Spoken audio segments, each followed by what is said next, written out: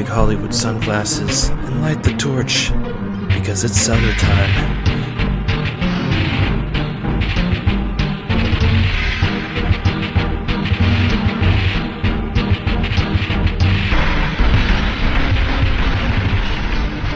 Welcome to the Crack Cellar, as the prophecy was foretold. I'm Two-Spirit Penguin Daniel. And I am Broadcaster Nickels. And today we have a sci-fi spectacular for you. Broadcaster Nickels. Today we will talk about all science fiction, all involving religious overtones. What do you think about that?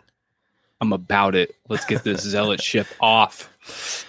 I wish Xenogears was involved in this episode after saying that sentence, but it's not. Maybe someday. But today we have... Can we just Destiny stop for a quick second and just do a shout out to the greatest RPG of all time, Xenogears? Indeed. May you rest in power. Yes, and Monolith. Just fucking rest pay. in power, indeed. Just pay Square, okay? I know that there's a lot of bad blood, and you want to stick it to him. Fuck it. Just take a loan Crowdfund out. that shit. Listen, Do a Patreon account. I know you can do it. Broadcaster Nickels' boy just took out an $80,000 loan to fix his teeth. You guys can pay Square a few buckets of cash to get the rights to Xenogears, okay? Not to fix my teeth, to improve my teeth. All right? Let's use the proper terminology here, because I felt a little offended. And Well, my teeth are literally shaking right now. Well, in this current political environment, it's possible that I may be put into the gulag for that transgression shortly. So stay tuned for that. Ah, yes, number 41.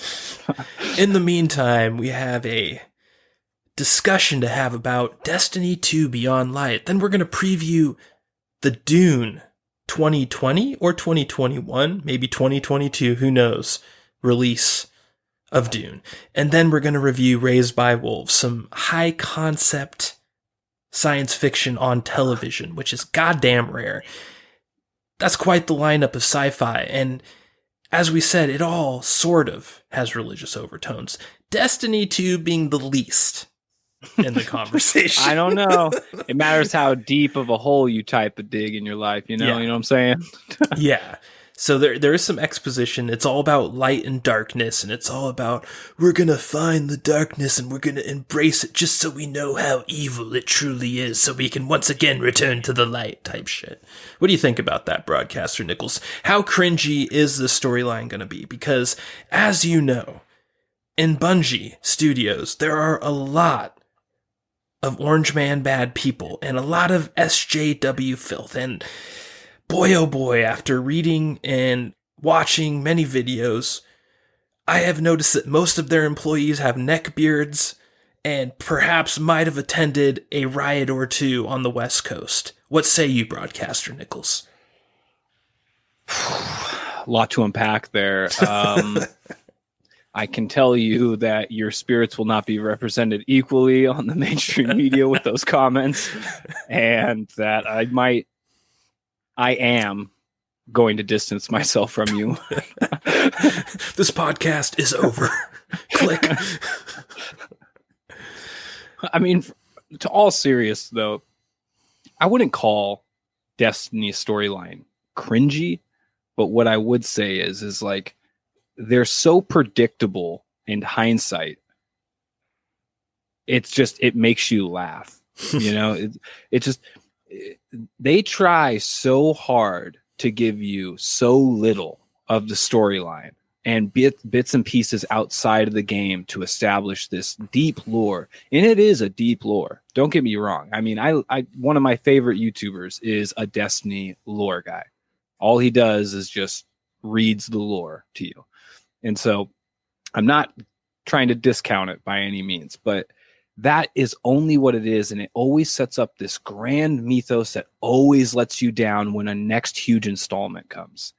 Like fucking Beyond Light. I haven't played it yet, and I'm probably going to enjoy it. So I know this sounds really weird and hypocritical on some levels, but it's just the storyline is always just a big you know? It's just, it looks cool on paper. you're like, oh, well, they did do all this and set up that in the past. You know, you fool yourself into thinking that this time it's going to be it. You know, this time you're going to have a really cool, like, engaging storyline with some depth, you know, but I don't know, man. After what's 5 years now? It's going to be, I think, 5 or 6 years, I think, if I'm wrong. Well, are you talking about Destiny 1 or Destiny 2? Destiny 1 and Destiny 2. Yeah, so I'm just talking about the storyline, because D2 is a direct continuation. I think D1 came out in 2014. I do believe it came out the same year as Rocket League. So, I could be wrong, but that's what I put my money on. And I agree with you. My favorite Destiny storyline is still the original 1.0 Destiny 1 campaign. That is literally still my favorite storyline in this game. And according to the creators, that was the worst, which kind of shows you why there's this dichotomy here. I think it is the worst, to be honest. I mean, you could feel it. D2's storyline started out stale.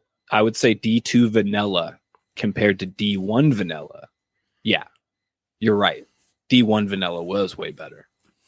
But that being said, both Destinies fleshed out with their, you know, mini expansions and full-blown expansions like it was in D1, and then their new seasonal content and big expansion releases in D2. I think D2 kind of overshadowed D1 quite quickly with just, in my opinion, but again, and it's all through non-in-game content. Well, I'm not talking about that. I'm not a nerd who does lore on the internet. I'm talking as just a normal gamer from the game, not from some textbook on the internet. Well, it's hard for me to separate it, you know, because I mean, it's been so long since I've read lore from D1 or played D1. So it's like everything I know from a storyline perspective is from those things, you know. It's just, I don't know. That's just how Destiny operates. That's what they consider you to do. Yeah. Well, for me, the only storyline I liked in all of D2 was the Osiris storyline, where you're going through the Infinite Forest. That was it. Every other storyline in D2, I think, is garbage. If we're talking about mainline story. Now, here's a weird thing with D2 is it actually has storylines within its raids that's quite extensive. And I'll say that the whole storyline of D2's raids was sick. Yeah. I loved D2 raid storylines. Yeah, dude. Callus was, I think, one of their coolest villains. It's actually a true villain. You know? Yeah. Yeah, I think D2's storyline in general is a huge letdown. I think that the Ghost in D2 is a huge letdown. I think all the characters in D2 are huge letdowns compared to the D1 counterparts. Yeah. I only played D1 for the vanilla release, Rise of Crota, and then the next one, it was like something about wolves. You know what I'm talking about? Yeah, Rise of Wolves, which was the biggest letdown. Yeah, that's when I quit. Or no, House of Wolves. House of Wolves, there we go. Wolves, that's what it was. So I quit there, and all of my memories is pre that. And I thought D1 overall was just a better package story-wise than D2, if you exclude the raids. Yeah, I mean, it's hard, man. Did you think that the Cade death was, like, good? Like, when that whole thing happened, because it was so hyped up, and when it happened, again, I was just like, oh, who gives a fuck? They already replaced Nathan Fillion with some imposter anyway. This is bullshit. You're killing him because Nathan Fillion quit. It's transparent. Fuck you. Yeah, no doubt. I mean, it's a yes and no for me. Like, the fact that they did it in storyline-wise, the way it was executed, was actually, I thought it was cool. The fact that they told everybody Cade died in a fucking promotional trailer before the expansion even fucking came out. Weak. I did not think was fucking cool. I was, you know, and I guess that's what I'm ultimately getting to with Destiny is like great ideas implemented horribly. Mm-hmm. Yeah, and that's sort of why Beyond Light, you know, I feel like a battered woman with Destiny. I've been beaten up by Destiny so many times, but I keep coming back for more. I don't really have any word to describe it other than just hope. I'm a sci-fi nerd, and I love all sci-fi. Destiny has one of like the most complicated and awesome core premises of any sci-fi video game I've ever played. It has more potential to tap than any game that exists, in my opinion, but every time they fail to tap it.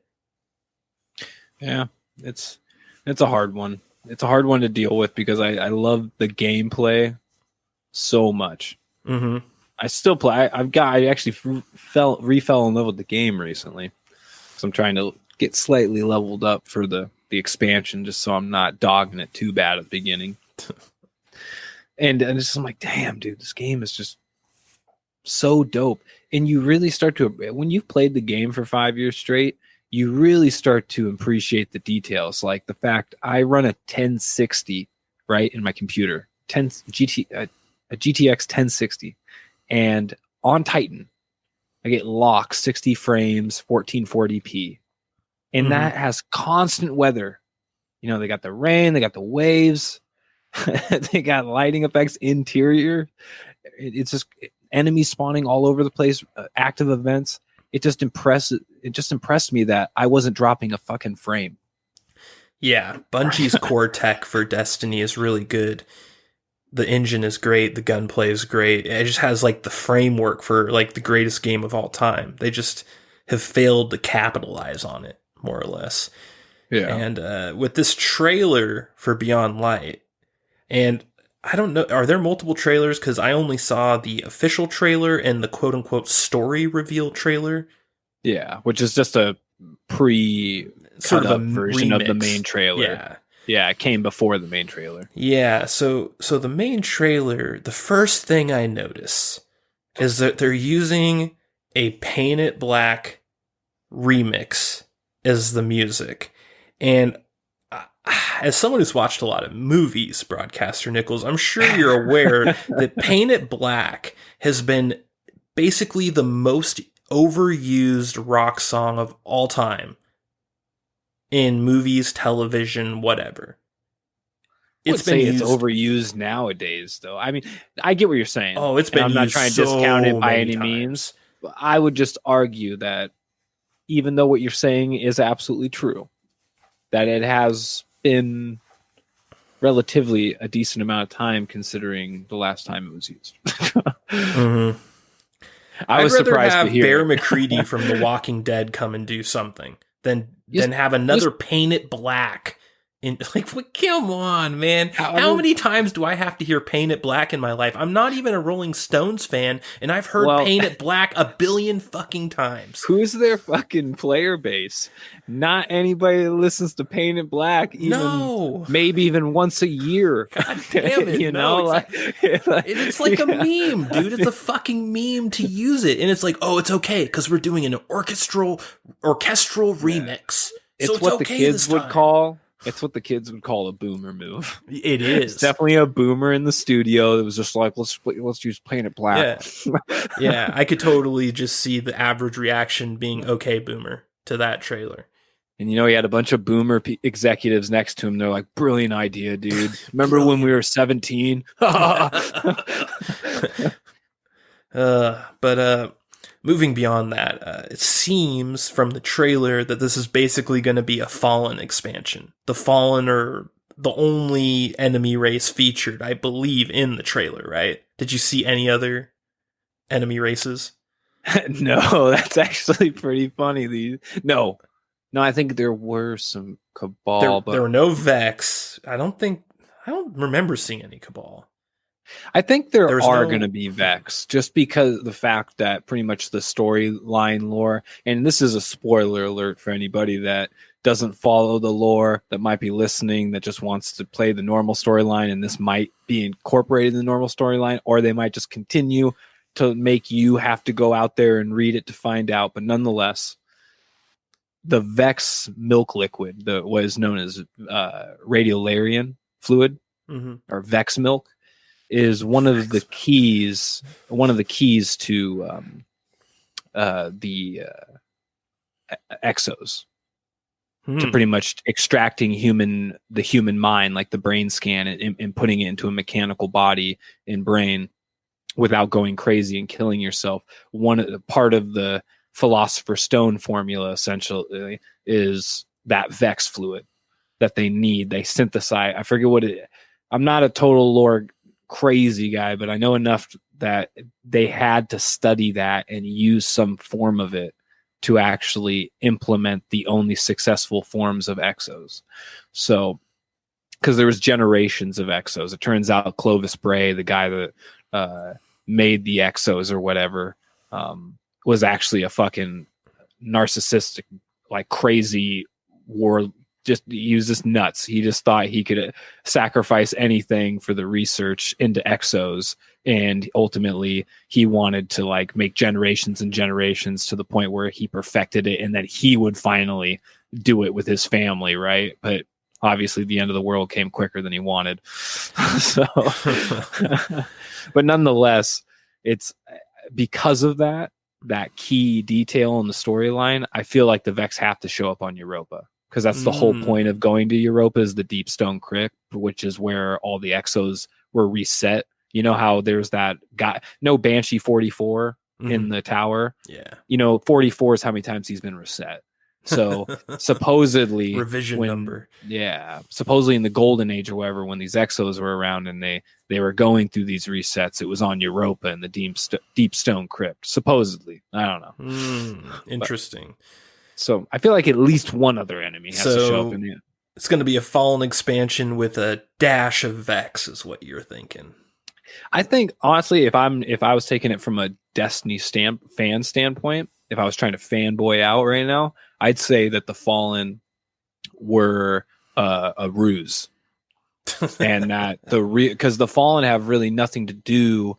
In the trailer, they're showing that the Fallen pretty much have inherited the darkness power, which gives them the ice ability the same way the Guardians are going to get it. And now they don't have to feed on ether, which is what the servitors' whole job was, right? Those floating orbs. They would feed the Fallen ether. They were their source for food.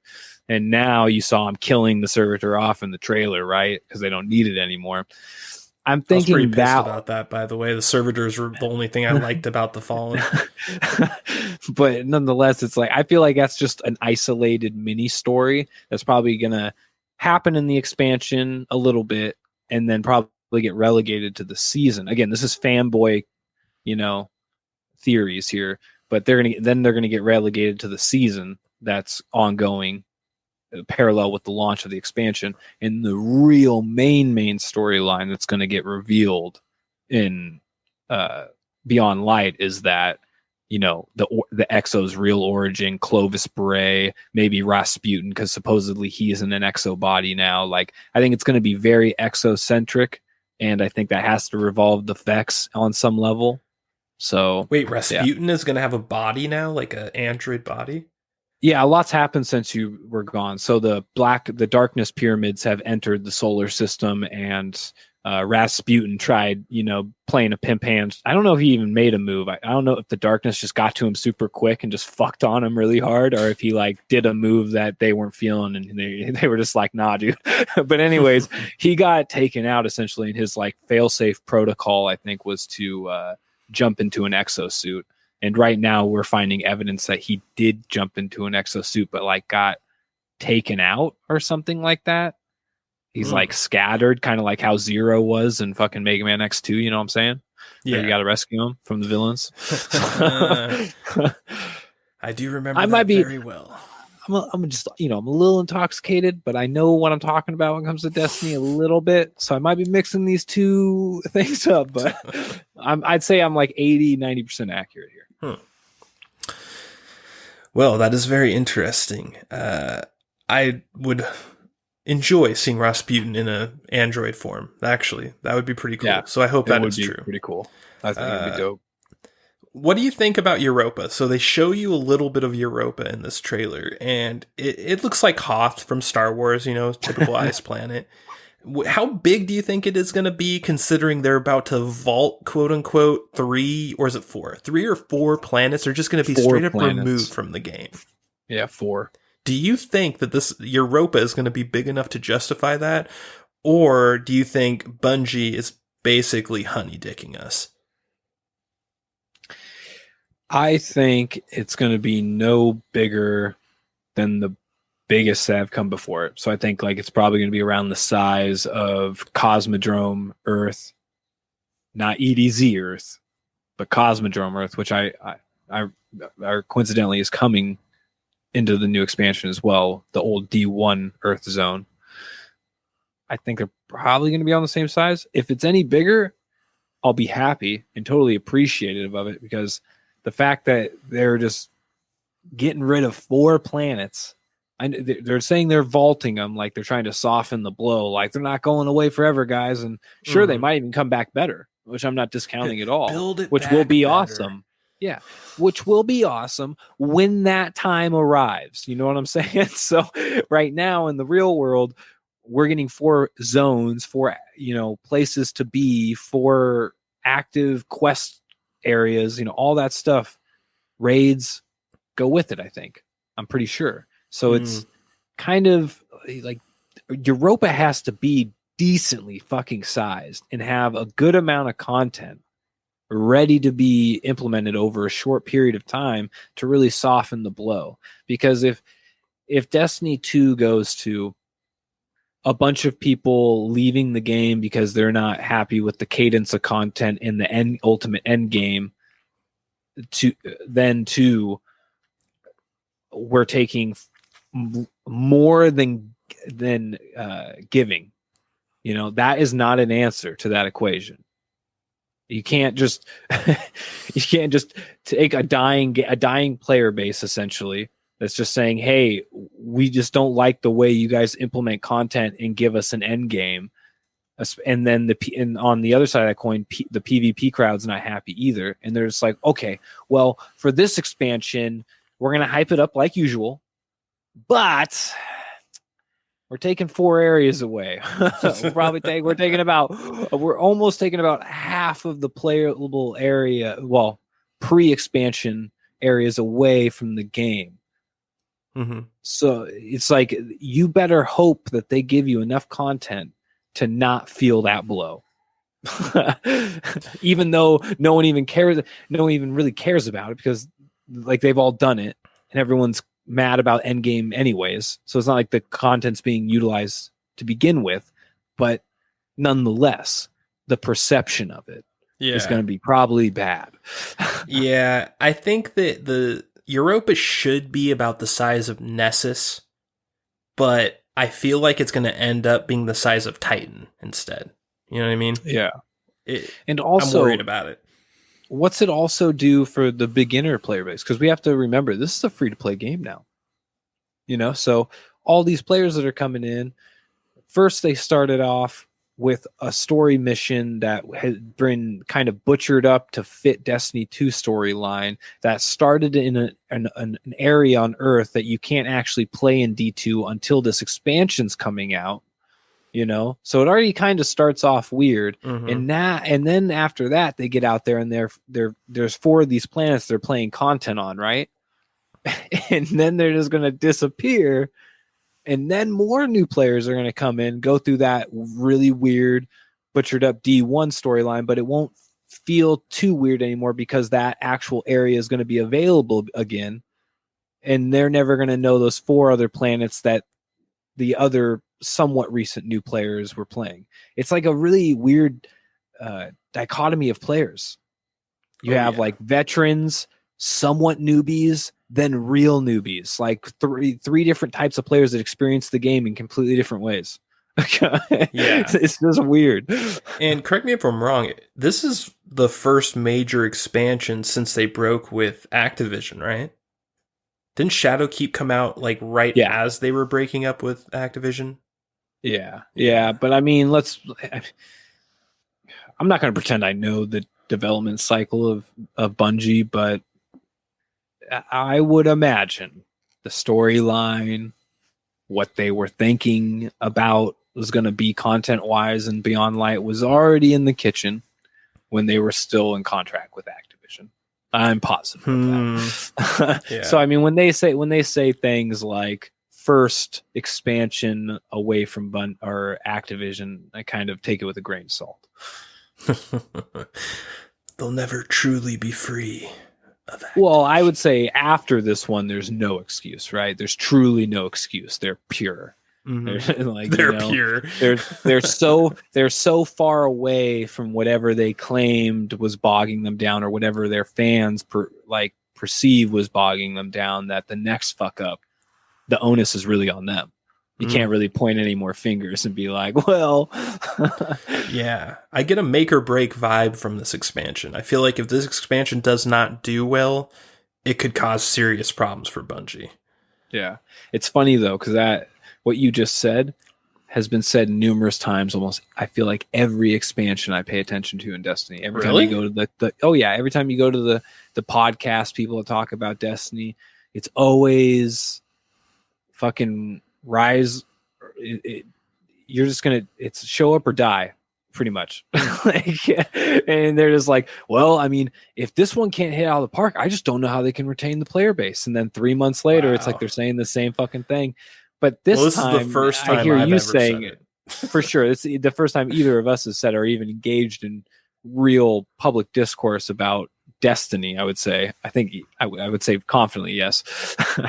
But nonetheless, I think it's actually true.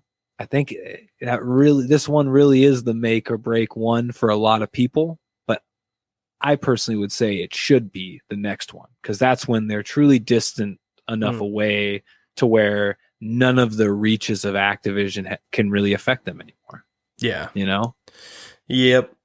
Well, they have this amazing framework in place that they can take advantage of, because there are few games that have as solid a gunplay as Destiny. And it doesn't matter any other aspect, they always have that they can fall back on. Even when their storyline sucks and their content sucks, they can still say, we have the best core gameplay.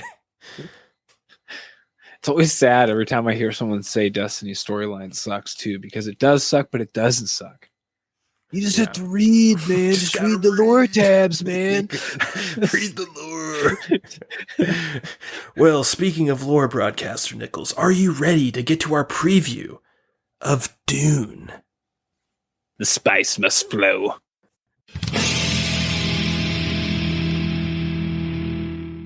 What's that? You want more Crack Cellar? This is good. Join your lords on Twitter at The Crack Cellar and Facebook.com/The Crack Cellar. Hey, you over there. Are you a straight up Chad or a strong woman? Well, you can find us on Apple Podcasts and your favorite podcasting app. Or, if you're a straight up beta cuck, find us on YouTube with the rest of the Cloud Chasers.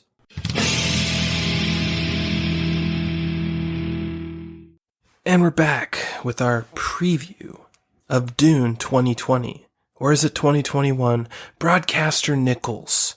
Will this movie come out within the next 5 years?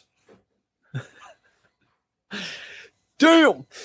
Well, I don't think Timothy Chalamet would really appreciate that. How do you, dude, who spells Timothy like that? Get the fuck out of here. You're talking about need you. Yeah, Mr. Paul. Yeah. he like, that kid's name needs to get the fuck out of town, all right? It's very pretentious. That's more try hard than any Ebonics I've ever seen put on a fucking name, all right? Let me tell you, I've met some real chopped up names. But this one, don't even come close to what they're trying to say. Yeah, and I'm not sold on him as Paul Atreides either. Like, I'm not sure if he could even lift one of Kyle MacLachlan's balls, let alone two. No, he can't. I'll tell you that right now. He might be able to play the character. That we'll have to see. Mm-hmm.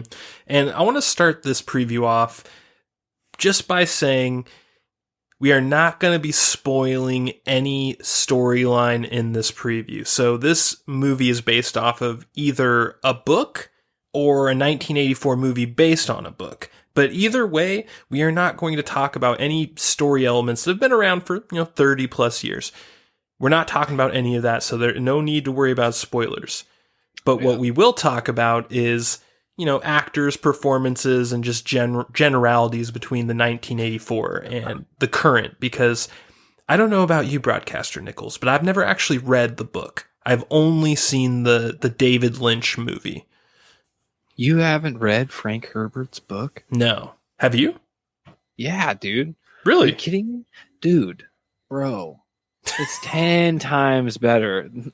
I mean, not to give discredit, dude. I'm not discrediting David Lynch because that guy's a G. But, dude, that's like when I told you I hadn't. What was that book we were talking about? Sci-fi, and I was like, "What are some good sci-fi books?" And you were just like, "Well, there's not Shadowrun or Snow something." Oh, Snow Crash, yeah. Snow Crash. And I was like, what's Snow Crash? And you were like, it's the fucking holy grail of sci-fi.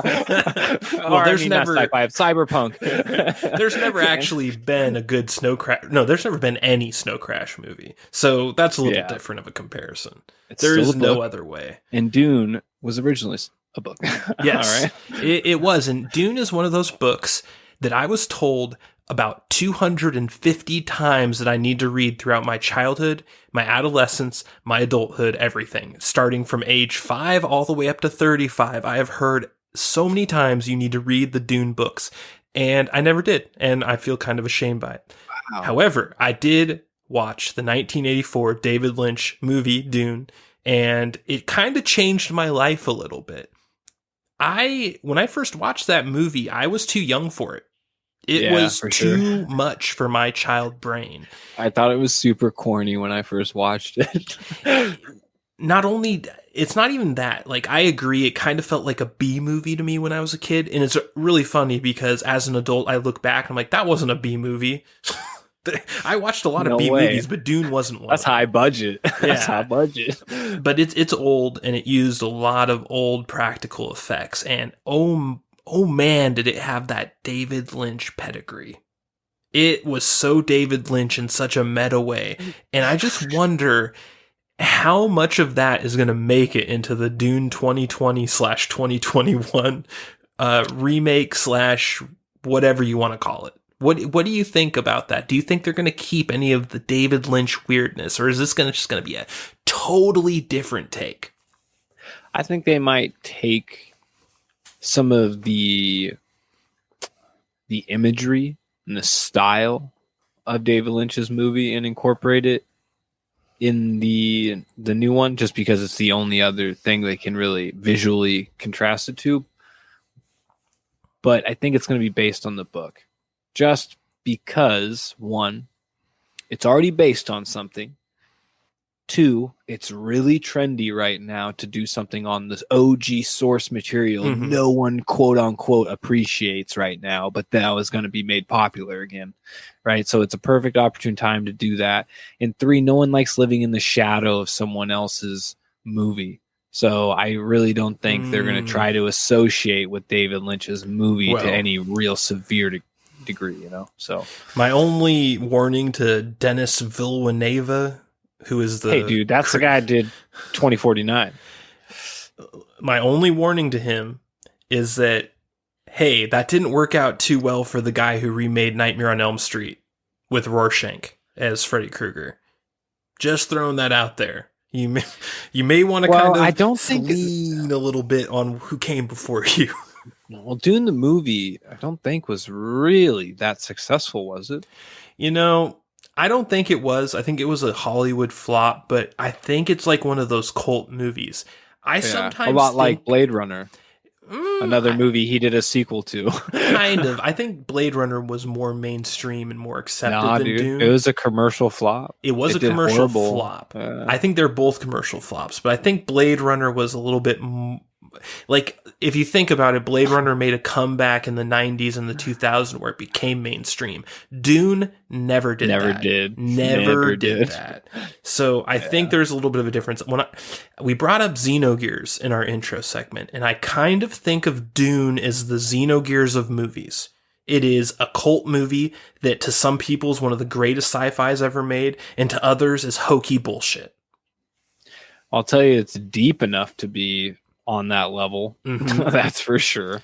Yeah, and But- so as someone who read the books, is the deepness in the 1984 movie, is that a book thing, or is that a David Lynch thing?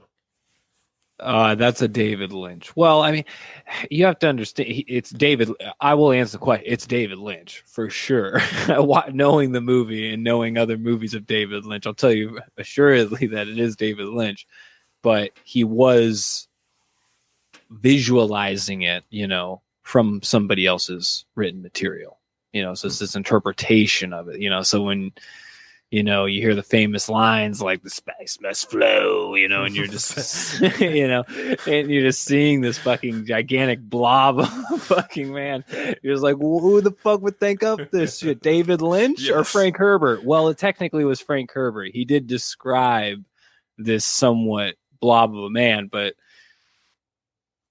it's David Lynch who visualized it for everybody. Yeah, David Lynch put the boils on his face. Exactly. So it's the details. When it comes down to the details, it's David Lynch who did it. So Yeah. it's hard to really separate the two. But nonetheless, I'm confident walking away from this movie that it's going to be more based on Frank Herbert. But it's hard to that's talk interesting. about it because I don't want to ruin anything for Yeah. anybody. I want to, And I want to be careful not to, because there are a lot of people that did not watch the 1984 Dune movie. As much as that makes me sad, there are very few people that actually have seen that movie. And there's also a 2000-ish sci-fi miniseries that I always hear about. I never watched that. Did you watch that? No. And then I was talking to somebody about this, right? And I swear to God, they told me it didn't exist. And then I was like, no, I swear it was real. And then they did like this even weirder thing called Waterworld, which wasn't a series based on Kevin Costner's fucking movie, but it was supposedly based on Dune. And he was like, nah, dude, that series was real, but it wasn't based on Dune. You're high. I'm just like, what, dude? I'm getting everything wrong. Are you sure? Now you're telling me the Dune thing exists, and I don't know. I just don't know anymore. Oh no, the Dune sci-fi miniseries definitely exists. That guy was smoking rocks. Some of that blue stuff, maybe. But was there a sci-fi show called Waterworld? That one I can't tell you about. That one you're gonna have to validate independently. But I remember watching the promos for the Dune sci-fi miniseries back when it was new. I remember seeing the commercials for them on the Sci-Fi Channel. So I know that the show happened. I just never caught it. And I kind of got vibes that it was going to be trash. Like, you got to remember, I watched Dune when I was like 5 years old, when I was like 6, 7. Like, those were the years I was watching Dune. So when I'm like 16 and this shit comes out and it's just some schlocky Sharknado bullshit, I'm looking at it like, I'm going to pass. Yeah, well, that sci-fi has a way of having that effect. Yeah, it could have been good for all I know, but I took a hard pass on it. But sounds like you did too. So we're just going to ignore that from existence, just like your friend does. And pretend it's not there. Surprised, though, that Jason Momoa took the role of Duncan Idaho. And so I'm glad that you've read the book, because me not knowing the book, I actually have some interesting kind of parlay questions for someone that does. In the movie, Duncan Idaho is fucking barely in it, right? He's in that movie for like blink and you missed him. When I saw Jason Momoa took the role of Duncan Idaho, I raised a hard people's eyebrow at that bullshit. I'm like, wait a second. He's one of the leading men in Hollywood. He's like in the top 10, at least, maybe top 5 leading men in Hollywood right now. And he's going to take a role that's like 5 minutes in the movie? Nah. I'm guessing that this Duncan Idaho in this movie has like 10 times as much screen absolutely time. Yeah, absolutely. And absolutely. in the He's book, way more significant of a character. In the book, does he have? That's what I was going to say. To ask you, in the book, does he have way more to do with the book than he did the movie?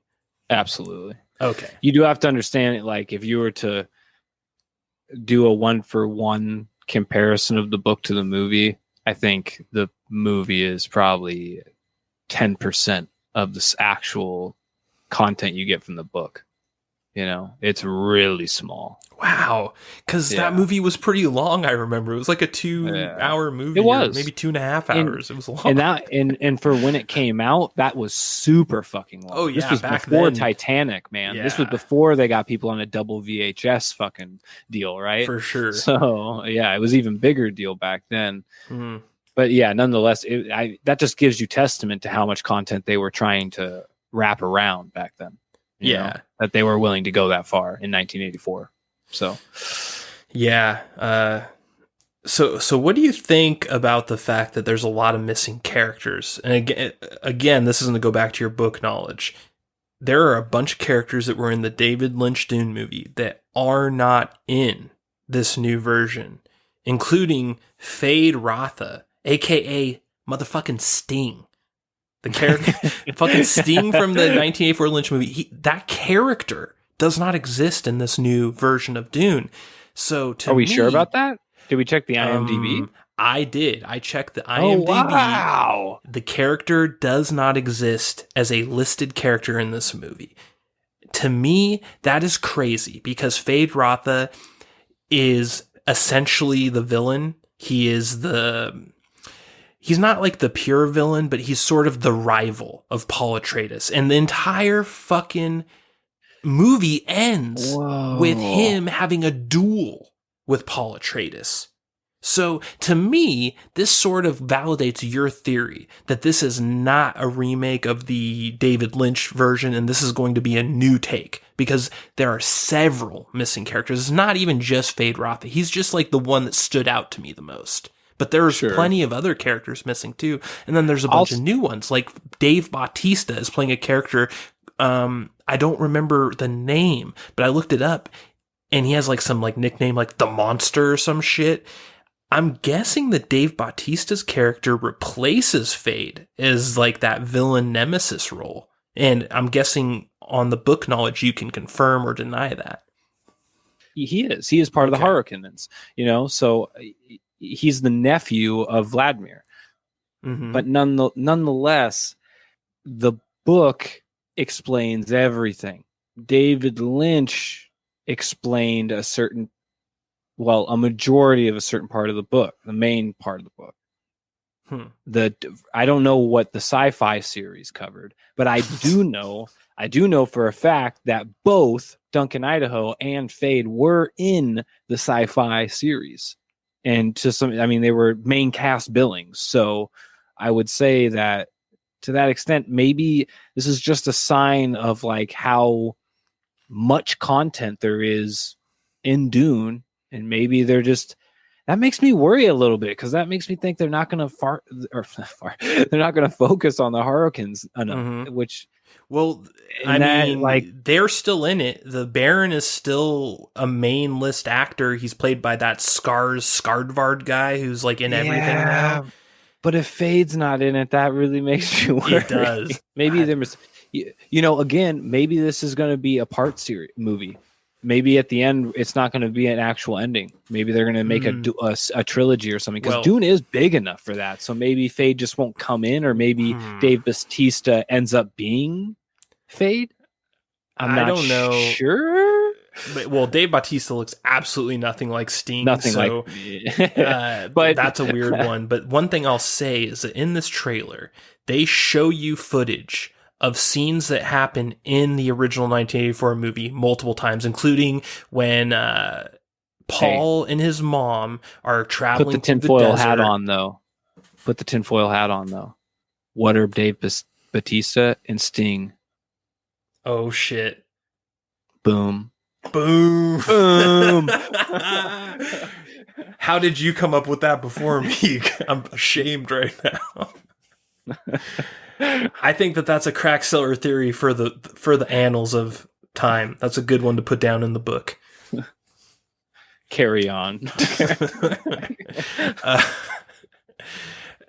There's a few things about this movie that I always found weird. And one of them is the inner monologue. So Inner monologues are very common in video games like RPGs, so I'm used to them. I grew up playing RPGs, so I'm used to inner monologues all the time. But in movies and in television, inner monologues are almost non-existent. This is one of the few movies that has them. Do you think that that's going to be something that continues in this remake or this new version of Dune? Let me explain. Inner monologue is when a character's thinking something and you hear them thinking it, but every other actor in the scene can't hear them. You know what I mean? Narration, you're hearing their thoughts. The narration of the main character's thoughts, essentially. Not even just the main character. Dune. Yeah. You are right. They fucking have inner monologues for every main character. It's crazy. Yeah. It's very weird. It's a very treacherous fucking story, so they want you to know the intent of all the characters. Do you think there's even a remote chance they continue that in this new version of Dune? It's maybe a little bit. I think they might do an ode to it or something like that, because Dennis is a really try hard, like, fanboy when it comes to these type of things. And I'm just going based off this on his interviews for Blade Runner. I remember Blade Runner 2049 wasn't out yet, and I was just listening to this guy talk about the movie, and I was like, this guy is definitely a hardcore Blade Runner fan, and he is just still surprised that he was given the opportunity to make the sequel to it. You could just see it in his eyes, right? And I'm thinking that's probably what it is with Dune. I'm sure it is. So I don't know. Well, Blade Runner and Dune were like the two sci-fi movies of the 80s. If you think about high concept sci-fi, like what else was there? I mean, there's like Total Recall, but Total Recall was more action schlocky. Like when it comes to just real high concept, Dune and Blade Runner were up there at the very top for the 80s. For sure. What year did Blade Runner come out? 87? 88? I think it was 86 or 85. Was it? I think it I think it was, but I could be wrong. Damn, I know that I was watching the same time I was watching Blade Runner, I was watching Dune. So I know that they're close. They're very close. Oh, damn. Both wrong. 82. It came out before Dune. Wow. Wow. Did. So really, Blade Runner set the stage for Dune. We got it all wrong here. Yeah, I never. Fucking Frank Herbert was like, if these motherfuckers are gonna watch Blade Runner, they're definitely gonna like my shit. Yeah, and I watched all these. Like when we're talking about Dune, we're watching Blade Runner. I didn't watch these in the theater. I wasn't born when Blade Runner came out. I was born the same year Dune came out. Like I watched these all on VHS. Same as you, and way after they came out. So it's interesting to see the parallels though, and see what came first. It's funny that we both thought that Dune came first. I think that was honestly just because I know a lot more about Blade Runner than I know about. Blade Runner is a lot more relevant to me than Dune is to me. I've read Dune once. I've watched the old 1984 film. I never watched the sci-fi series, which kind of shows you where my life was heading towards that particular series, or storyline. I didn't really care about it too much, to the point where I didn't even check out the sci-fi series. So yeah. Blade Runner's always been kind of just like, I've romanticized Blade Runner. Anytime something Blade Runner hits on the fucking ground, I'm on it like a dog. Yeah. It's because Blade Runner's ending was just one of those endings that makes you think. And those are the movies that tend to kind of stick with you. And I like the ending of Dune, but it's one of those endings where you're just like, the good guys win. It's kind of a lot of closure. You're just like, okay, that was the end. I can forget about this. But with Blade Runner, you're kind of haunted by the ending a little bit more. Yeah. That's the effect you get when you have to kill another organism that has your type of face, even though it's a robot. Yeah. You're just like, I don't feel good about this. So for the record, is he a replicant? Yes or no? Right now, 5 seconds, go. No. Going against Ridley Scott. I like it. Bold move. Yeah. Well, I think Ridley Scott's full of shit, to be honest. I think he was trolling people, because let's be real here. The real answer No one knows. I don't think the movie even knows. I think that was a question that really only started to get traction a decade after that movie came out, where people were just like, oh fuck, really, we never found out. And then people point out the ending, look about the unicorn and the dream, and then at the end, and then they're just like, oh my god, I didn't even notice that, he must be a replicant. And then the form boards. And I feel like you could really only ask Arthur C. Clarke that question. I think Ridley Scott, absolutely. I love Ridley Scott. He's one of my favorite directors of all time. He's basically a god of the movie industry as far as I'm concerned. I don't allow him to answer that question. When I first heard that he answered that question, I was like, don't care what he said. Exactly. He is not the original I respect the man. I don't respect the answer. Get him the fuck out of here. Getting back to Dune. So do you think that they're going to use any practical effects in this movie? Because the original came out before CG essentially existed. Like, CG was super limited in 1984. It was almost non-existent. So almost every effect is practical in the original Dune movie.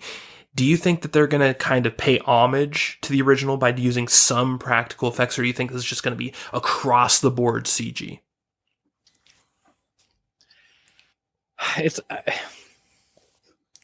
my gut tells me probably across the board CG, just from a fiscal standpoint, because I would assume they don't have enough confidence in the idea that, even though the precedent set was that kind of like how Jurassic Park's treated, they had practical effects, so there's this yearning and nostalgia to get back to it in a proper manner. I don't think that's there for Dune. Mm-hmm. Just like how we were talking about, no one really gave a fuck about Dune even along, so they can't really afford to be like, whoa, we really got to stick to our guns with the practical effects, which are getting really good nowadays, and it would be fucking awesome if they did it in a proper way, but I just doubt it. Yeah. Do you think that they're going to keep the Shakespearean dialogue? And this kind of goes to your book knowledge too. So I never read the book. I don't know if the book was written with the same dialogue. But as you know, yes, the David Lynch movie was straight up Shakespeare in space. For sure. So the book is as well. Oh, well, I mean, again, it's an interpretation, because I wouldn't say Frank Herbert would call it Shakespearean. I think he would call it Herbertian. Well, that's quite a ballsy move of him to say that. I don't think Shakespeare had a scope of the type of stuff Frank Herbert was talking about. But I mean, I get what you're saying, and I definitely think David Lynch applied it to his art style, but I wouldn't say Frank Herbert was like that. No. Well, I'm not even talking about the art style. I'm talking about like the premise of the two warring families. I'm talking about the dialogue. The way that they talk is just so Shakespearean. Like, they'll just have these scenes where they're sort of talking to each other, and it's almost like something right out of Romeo and Juliet, the way they talk. It's very... That's one of the reasons that this movie was too old for me when I was watching it. When I first watched Dune, because the dialogue was so Shakespearean, had so many big words, and the way they expressed themselves was so different to the normal dialogue I heard in my life up to that point. It was hard as fuck to watch that movie, but because I loved space, I loved spaceships, I loved sandworms, all that shit, I stuck it out. You know what I really think that is? Down to my heart, and there's probably going to be a lot of Frank Herbert fanboys who are going to hate this if they ever hear All right, this. Let's hear this. I think that was the pompous nature of some of the content in the books, just the way they spoke, grandiose nature of how they spoke. I think David Lynch saw that, and he's like, well, I don't want to be that big of a douche, so I'm going to try to put a Shakespearean spin on this to justify Really? dialogue. I think that's probably what it was, because David Lynch, even though David Lynch, he's a weird guy, so it's hard to tell you what's weird for David Lynch, but I can imagine when someone reads Dune for the first time and they're just like, well, I have to adapt this to make it somewhat financially successful, so I can't be, it can't be absolutely the book. I think one of the first things David considered was, how does the dialogue between characters come off? Because some writers, I mean, I don't know how much fiction you write or read, but it's some of these stories that are even popular, like even Game of Thrones. You read some of the lines, if you really close your eyes and you take a step back and you really read that line to yourself, you're just like, that is cringe corny as fuck. Like, who talks like that? You know? So, and this is again back in 1984. Well, when people weren't even ready for sci-fi. So yeah. Well, I think the difference there is Game of Thrones actually takes place in a Shakespearean era of sorts. Like, it doesn't by definition, but just by happenstance, the time in which Shakespeare sort of took place, it's sort of medieval-ish. It reflects the era of time. Yes. Now with Dune, the year is 10,942 or some shit. Like, we're not talking about the year 1100. We're talking about the 11,000. You know, so it's a little weird to see it in Dune, but I didn't mind it. You know, like once I got used to it as a kid, it almost made me feel special. When I watched that movie, I'd be like, most people don't understand this shit. I'm watching this. I'm cool. No one at my school knows what I'm watching. They don't care. They can't even comprehend what I'm doing right now. And it kind of made me feel like I was above the fray a little bit, but it was totally unnecessary. And I wonder in the year 2020, if they have the balls to do something like that, because think about it. No one reads Shakespeare anymore. Most of the words in Shakespeare are too big for the average millennial. Well, so, it's like, Latin. A lot of it's Latin. Are they really going to do Shakespearean dialogue in a movie in the year 2021 where most of the people that they're trying to get to pay for it are mouth-breathing Neanderthals? I don't know. It's a bold move if they do. Hey, stop talking down to our audience. Our audience is all Zoomers, Broadcaster Nickels. We need their bison bills, all right? No, I mean, I'm a millennial. Are you a millennial, Broadcaster Nickels? Where do you fall? Are you a Zoomer or are you a millennial? I don't know. I don't know. At this point in time, I don't think the millennial. Well, honestly, I don't think quote unquote millennials exist. I think they're like Bigfoot. It's a cursed term for sure. Yeah, it's just like this. It's like hipster. It's like you say that, but what does it really mean? No one can point a finger and be like, "That's where it's at on a map." Well, you know, it is. It's technically a year range in which you were born. And I'm on the border of Gen X and millennial, but I'm on the millennial side of it.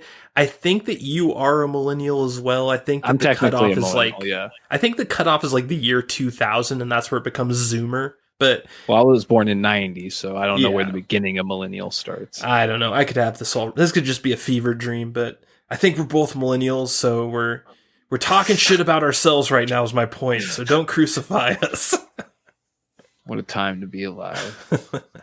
Okay, final question of the preview. Broadcaster Nickels, will there be any cameos from the David Lynch 1984 movie? There are a few obvious choices. We have our boy Patrick Stewart, who, by the way, if there's any reason to go back and watch the 1984 Dune, is to see Sir Patrick Stewart wearing a Friar Tuck Hulk Hogan haircut that was badass as hell. You will never see Patrick Stewart look like that ever in your life, except for in this one movie. No, I will guarantee it. The other reason, Kyle MacLachlan is so awesome, and he's still active.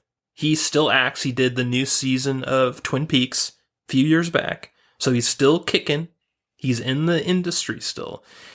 Most of the other options, there ain't too many. Like, I guess you could bring back Sting, but they already said that our boy isn't in the movie, so it's probably not going to happen. But maybe because he's not listed as a character in the movie, maybe that's the reason it will happen. Maybe Sting is the cameo, and he's unlisted as an Easter egg. Dude, this IMDb page is whack.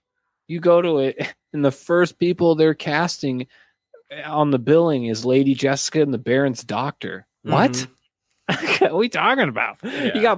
You got Paul all the way. You got him down at 10 on the list. Well, the What kind of actor. shit? I think it's the actor is the reason why. Like, he's a no name no one's ever heard of. Dude, don't talk only about thing- McLaughlin like that. How dare you? He was in, God, what was he in? He was in Homeland. I watched this show called Homeland like 10 years ago, and he was in that as like some teenage terrorist or some shit. Yeah, I don't know. It'd be kind of cool from the trailers. I'm just gonna say no. It's just been so long. And Well, there's definitely none in the trailer. Yeah. Yeah, but just the feel of the trailer. I'm just like, they're definitely not going for any like, hey guys who like 1984 Dune, look at this type of vibe. Yeah. You know, they're not really going for that. So I doubt it. But what would be really cool, and what I kind of wouldn't be too surprised about if Dennis decided to do, would be like, and again, this is a slight, this the tiniest of spoilers, right? The tiniest of spoilers. But there is a drug, or is it a drug? Is it a commodity? I'm not sure. It's spice, okay? And maybe or not, people have hallucinations, okay? Okay. And if they did have these hallucinations, wouldn't it be cool if they were hallucinating their former 1984 David Lynch selves in the movie? That would be tight. Kyle MacLachlan comes back just for 5 minutes in a fucking spice hallucination, and I will peak. My life will be over. I'll be like, all right, cool. Yeah. And I will say that Denis Villeneuve had a very high reverence for the original Blade Runner when he made the sequel. So I kind of wonder if he's just going to treat this as a sort of, yeah, it's a remake, but kind of almost like a sequel to Dune. Like, it's going to be the same story, a little different. Obviously, we have different characters. We've already established that. So it's going to be a little different at the very least. I wonder if he's going to sort of pay reverence because of his track record of previous sequels he's done. Again, I wouldn't be surprised just because of his portfolio and just the way he talks about classic things in general. Yeah. You know, he's the type of guy that you can... Here's a good analogy. Say you just have a really fucking nice classic car, right? And you're just dreading the idea of selling it to someone that wants to fucking make it an electric car or something like that, right? Just some super weird fucking trendy shit or something, you know. They want to sell it to someone where it's going to go in a air conditioned garage and just be pretty much in a museum its whole life, like fucking Jay Leno. They want to sell it all to Jay Leno, right? Imagine that, right? And Dennis comes up to you and you just know Dennis is that guy. You're just like, you feel the sigh of relief, you know, you're just like, fuck yes. Okay. I know this guy's going to take care of it. And that's who Dennis is. So yeah. Well, Broadcaster Nickels, on that note, do you give Dune 2020/2021 a thumbs up, a thumbs down, or the dreaded side thumb? I give it 2022 thumbs because that's probably when it's going to come out. But yes, No we got doubt. some thumbs up. Yeah. Yeah, I'm going to give it a thumbs up too. I think there's no huge red flags except for the casting of Paul Atreides. That's like literally when I rack my brain of things I'm just really worried about based on the trailer. It's just him. Timothy Chalamet, or whatever the fuck he wants to call himself. He doesn't seem like he has a lot of acting chops. He seems like I started out in the intro, I don't think he can even come close to Kyle MacLachlan, and I'm like kind of worried about that. This might be very boomer of me, but kind of reminds me of a TikTok kid. Yes, for sure. Yeah, he's like if one of the not Game of Thrones, if one of the Stranger Thing kids, instead of being cast on Stranger Things, became a TikTok star. That's sort of what Timothy Chalamet is. And is that really his last name?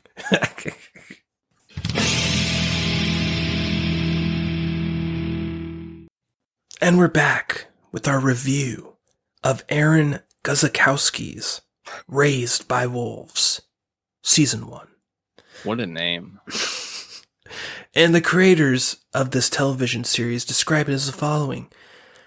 After Earth is torn apart by religious differences and the human race teeters on the edge of extinction, an atheistic android architect sends two creations, mother and father, to start a peaceful, godless colony on the planet Kepler 22b. Broadcaster Nickels. The name Raised by Wolves was a really, really bad choice. I don't think it was. Defend yourself. I think we'd have to answer that in the spoiler section. Okay, well, I'm going to say I think it was a bad choice, not because of the storyline, but because of the fact a British sitcom that came out like 5 years ago has the exact same name. Does it really? It does. And it's basically like Shameless, if you've ever seen Shameless. It's one of those sitcoms with a bad family with a bunch of bad rebel kids all doing bad illegal stuff. That's all cool. Huh. You know what I'm saying? Huh. It's one of those shows. And every single person that I've talked to about Raised by Wolves, when they come back to me and they say, "Are you talking about the sci-fi or the sitcom?" I have to just sigh. That is kind of sad. I should not have to specify that. Like, I'm literally telling people to watch the show, and they think it's a shitty British sitcom. They're like, "Oh, I don't trust him anymore. He recommended this garbage to me." It's like, I don't know if that's why. I really don't know if that's a lazy ass motherfucking search right there, or if the search algorithm is out for Raised by the Wolves, because every time I search for Raised by the Wolves, that's the first thing that comes up. I've searched for it a few times, and I've never even had Google mistake it for this British sitcom. That's crazy. Either way, are you sure it's spelled the same way? It's spelled the exact same way. And here's the deal. I don't know. You can't trademark a name. Well, I mean, I think you can't trademark a name, but you not in the terms of which you can't use it for another artistic endeavor. If you make a name of something, the other people 20 years from now can name it the same thing as long as it doesn't have the same copyrighted IP. Like, it doesn't have the same character names, same, plot concepts, whatever. Here's the deal. If you are making a Ridley Scott, high budget, high concept sci-fi television series that's going to take the world by storm, how about you not name it the same thing as something that came out 3 years ago that's just drivel, British drivel? That sucks. It does suck, and when I realized it, it made me sad, because Raised by Wolves is a special television show. The Ridley Scott, Aaron Guzikowski Raised by Wolves is a special thing, and the thing that people confuse it for is about as special as Jerry Springer. Well, hopefully that's kind of past, since I think it's been pretty successful. It got greenlit for season 2, right? It did, but there's some weirdness to that story. So this show actually started off on TNT. Uh-oh. It's already switched houses. Right. I didn't know this. When I first discovered this show, it was on episode 4, I think, and someone told me about it. It was airing on HBO Max. I just assumed it was an HBO Max show. But when I did a little research, I found out that it started on TNT, and HBO Max picked it up for a second season. So it aired on TNT. It aired on TNT, and then it also aired on HBO Max after they bought the rights to it, and then greenlit a second season. So it's a very weird, kind of sketchy start to this series. Huh. Well, I mean, TNT is kind of in a dying, like all of cable TV. In a dying area of that particular industry. So I wouldn't be too surprised by that. It seems somewhat plausible. Yeah. Not to take away from the credit or the integrity of the show. Yeah. Yeah. I just really was upset about that. I think that this is a really good show, and I think that it is going to take a few L's because of its namesake. Because of the Well, don't fact get that me it has a wrong. non-unique name. And we're not talking about like, oh, something 25 years ago had the same name. No, this was recent. This other Raised by Wolves show was recent, man. It just sucks. It really puts a bad taste in my mouth. I think sci-fi is just forever cursed. I think it's unique it's unique in a way compared to any other genre that it has this white or black fan base. Whereas with any other genre, people can kind of bleed in and bleed out and kind of be in the middle of genres and accept things like vampires and zombies and werewolves and all that fantasy shit and stuff. But sci-fi, for some reason, has not penetrated the zeitgeist. Like people are rather just like diehard sci-fi when they see their beloved fucking book like Frank Herbert get done into a movie or something like that. They're just flipping out. They're like, yes, but in the end, it's just a cult following, you know? Yeah. And I think people over at TNT, you know, they see shit like that. And they're just like, even though the numbers were remotely successful for anything that's digitally streaming because they got so much revenue, they're like, that just adds up to our piggy bank. We love it. Bring it on in. Yeah. TNT's probably like, I need the big league numbers and I can't afford to pay for this. So peace. Yeah, I don't know. Like if I was an executive at a TV station and someone came in with a pitch and all they showed me was the intro to Raised by Wolves, just the intro sequence, the 30-second intro sequence, I would have been like, here's a check for $50 million, make your show. Well, yeah, but I think executives are a little bit more smart to understand that the people that made that intro have nothing to do with the series. So that could be true, and that's why I'm not an executive in Hollywood. I'm going to agree with you. That intro is fucking beautiful. I'm not even guilty to admit that I've gone on YouTube and I've actually listened to that intro a few times just because I like that song so much. Yeah, but it's the artist. It's art. It's an art piece. For sure. I don't even know who drew it. I think his name might be Ben Frost, but I think Ben is also one of the composers because I know it's a chick that sings, but someone made the music. Yeah. And I think that might be Ben. I'm not sure who's who. There's this part of the intro where it like shows this bridge and like war happening and nukes falling and shit. And the whole intro's really good, but this one part with the bridge, every time I see it, it just like it hits a string within me. You know what I mean? Like I've spent my entire life consuming science fiction. So to me, science fiction is like this ocean I swim in. And for something in sci-fi to really take me back, it doesn't happen very often. But when I see that part of the intro with the bridge, it hits this chord within me. And it sort of sets the stage for this entire show, because this entire show kind of hits a chord within me.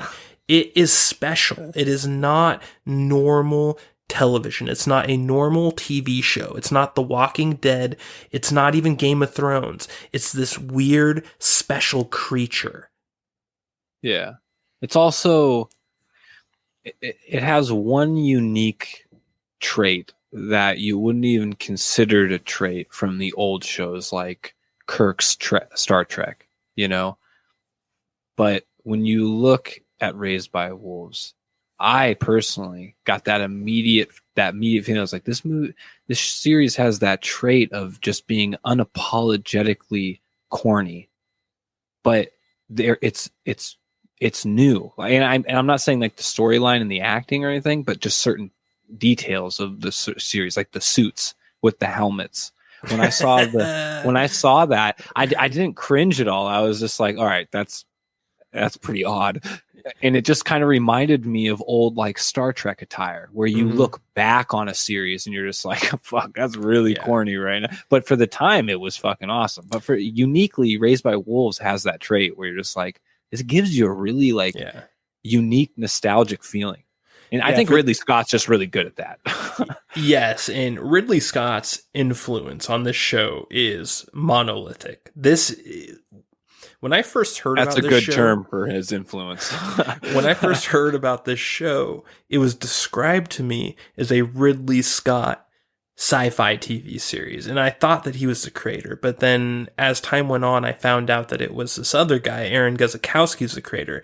Ridley Scott, he directed 2 episodes, the first episode, and I think the third, maybe the second. I'm not sure. He also produced it, right? He executive produced, which can mean a lot or a little. There's some executive producers that literally have never even touched the show, and then there's some that are showrunners. So that title has a large range. Based on the results, I would say he had a lot of influence. His fingerprint is all over almost every episode of this show. Yeah, it makes me think that, what's his name? Anthony what? Are you talking the creator? Yeah, no, the director of the series. The creator is Aaron Guzikowski. Aaron Garrick. And he did write, I think, 7 out of 10 episodes. He wrote most of the show. So, well, nonetheless, I mean, the results of the show after you finish it all, I would, now knowing that, I would say he was for sure like a pupil of Ridley. He was definitely just following in the footsteps. Yeah. Every episode, every interaction, the set design, the lighting, the direction, everything about it screams Ridley Scott. The depiction of androids, especially, like, you cannot watch this show and watch the way these androids are depicted and not think about the Alien series and the way Bishop was depicted. Just take the way the androids are represented in the Alien series. It is directly applied to Raised by Wolves. It is almost like they are the exact same thing. The necromancers is what the main character. What's her name? Mother. Yeah. Do you ever find? I don't think you ever her get name's her just real Mother. Name. Yeah, just Mother. But anyway, she's this powerful being who's an android like Father, but she's the superior version, the necromancer that got this Mithraic dark matter technology.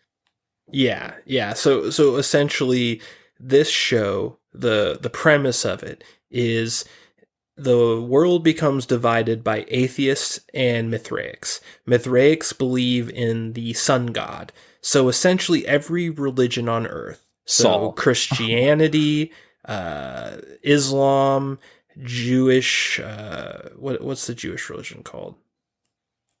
Judaism. Every single religion that worships a sort of Jesus-like figure, they're all based off of what's called the Mithraic sun god. And if you want to know more about this, I highly recommend a movie called Zeitgeist. It's a documentary that came out, I want to say in like 2007 or 6 or something like that. And it explains how every religion on Earth is based off of this ancient religion based off of a sun god. And that's what the Mithraic religion in the show is based on. The caveat here is that in this television show, these humans discover ancient technology in these Mithraic statues and temples and whatnot, and they apply them to their own technology to become a superpower on Earth. It starts, which is why this religion becomes popular to begin with. Yeah, exactly. So it becomes the Mithraics against humanity, aka the atheists. And it just turns into all-out nuclear war. And one of the things that happens with this Mithraic technology is that they use these eyeballs that apparently they find to insert into androids, and it makes them into super weapons. These super weapons destroy Earth, and essentially all the Mithraics that won the war, but in the process they destroyed the Earth, create arcs to go to Kepler 22b, which is famously the first planet ever found by Earth to be in the Goldilocks zone. So when we first started deep space exploration to find suitable human planets out in space, the very first one we found was Kepler 22b, and that's what this show's based on. That's where the show takes place, and it takes place with one of these androids with the Mithraic technology just landing on a planet, crash landing with an inferior android model to raise children. And that is the basic intro to this show. That's where it starts. Well, the little bit you missed out, I would say, is that the reason why these mother and father are going to Kepler 22b with the children is because the Mithraic religion has become authoritarian. They've destroyed the world, and they're gating the passage to outside colony space travel to only the privileged believers, essentially. And the atheists are represented initially by the mother and father that are ahead of these people, this religion getting to Kepler 22b. Right. So. And it's sort of a mystery how they get there first, because, as we said, the pretext of the show is the Mithraics won the war. The atheists got destroyed, and whatever's left of the atheists were left to die on Earth alone. Yeah. So Kepler 22b is supposed to be a Mithraic-only planet where they leave the filth behind. Yet when the Mithraics get to the planet, they find mother and father waiting for them. Atheist scum. It has a tight narrative. I think that this is not a TV series that was like done by the seat of their pants. I think that this entire story was written before it was even greenlit, before anything happened. Absolutely. Oh, I can definitively say that after watching the ending. Because anybody that watches the ending of this series and they're just like, oh yeah, that's kosher, will tell me that fucking there's not a lot more detail to the story that needs to be explained that wasn't written already. Because anyone that's willing to put that on the big screen and put the money behind it, they're definitely thinking there's a lot more coming to explain it. Yeah. And true high concept sci-fi is pretty rare right now. It seems like it's on the uptake. I thought it was dead. For a while, it did seem like it was dead, because every single sci-fi that came out for a while there was just action schlock. Well, that or the only good ones were remakes or sequels. Too. Yeah. Yeah. But, overall, I think this show was just shot really beautifully. I think they shot it in South Africa. Either way, wherever they shot it, you never feel like you're on the planet Earth when you watch this show. It feels like an alien planet. You never get the sense that you do in say Star Trek, where you're on an alien planet. You're like, oh, that's Southern California. Hi, Southern California. It's not like that. This feels very alien. It does not seem like something you would see on Earth for multiple reasons. And there's a lot of little subtleties too, like the way that clouds would come over the mountains in the background that just gave it this alien vibe that I really liked. For sure. I gotta say that's saying a lot coming from somebody that lived in Rock Springs, Wyoming. So when they're saying they could be fooled by the alien terrain, I mean, that's saying a lot. But nonetheless, what it kind of reminds me of is another Frank, I'm pretty sure. What's his name? I know we were talking about Frank Herbert's Dune earlier, but who's the guy that did Dune? Or not? Sorry, not Dune. Who's the guy that did Road Warrior and Mad Max? And I have what's no his idea. name? Actually, I'm pretty sure it's Frank something, but I might be wrong. But anyways, the newest one that came out, the newest Mad Max that was shot in New Zealand or Australia, I'm pretty sure. I'm not quite sure where it was at exactly, but it took I think 5+ years of filming because they shot all the weather scenes ahead of time because the director knew there was only these rare events that happen in the area every so often, and they wanted it filmed and they wanted to direct certain scenes in those events to get real practical effects going. Mm-hmm. And that's why that new Mad Max was so dope looking. But nonetheless, I digress. I feel like the same tactic was implemented on Raised by Wolves.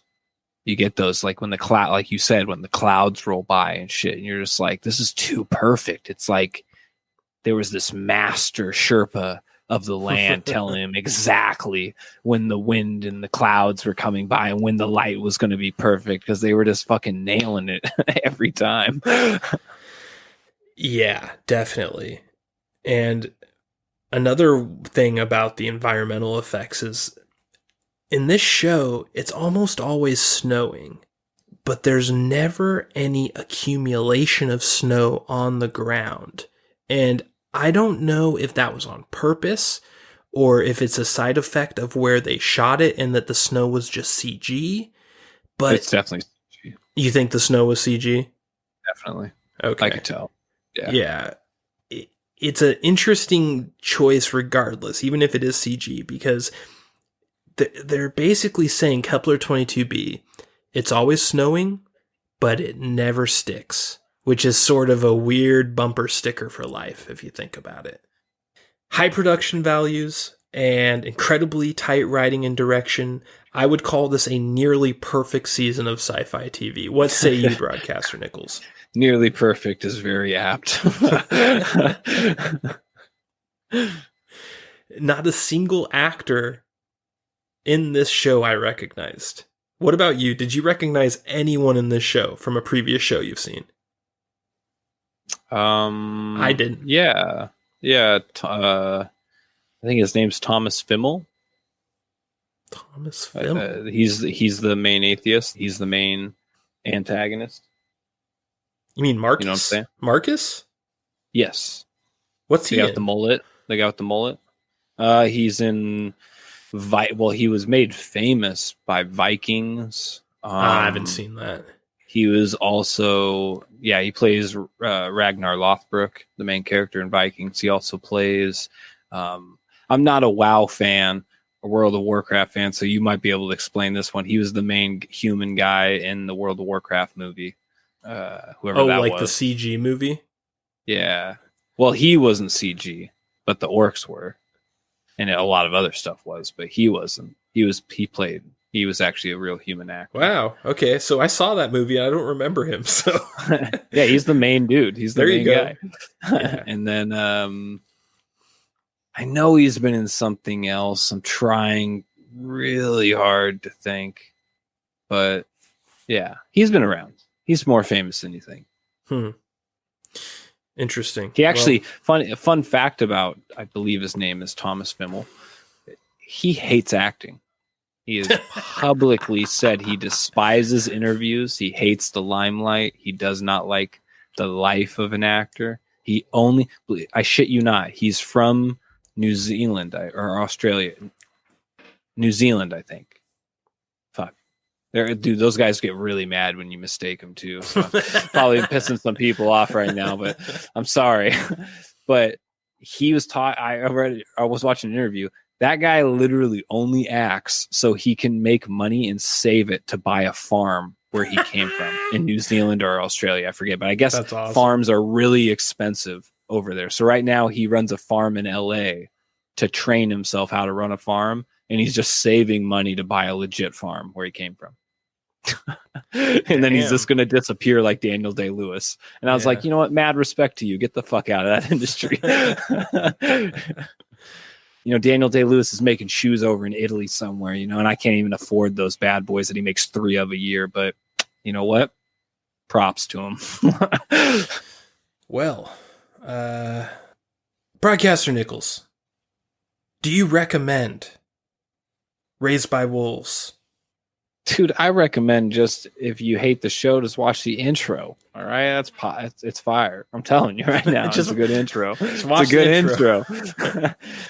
It's honestly one of the best intros of all time. Like it's one of those intros where you watch it and you're just like, it puts you in the absolute mood to watch the show itself, which is rare for an intro.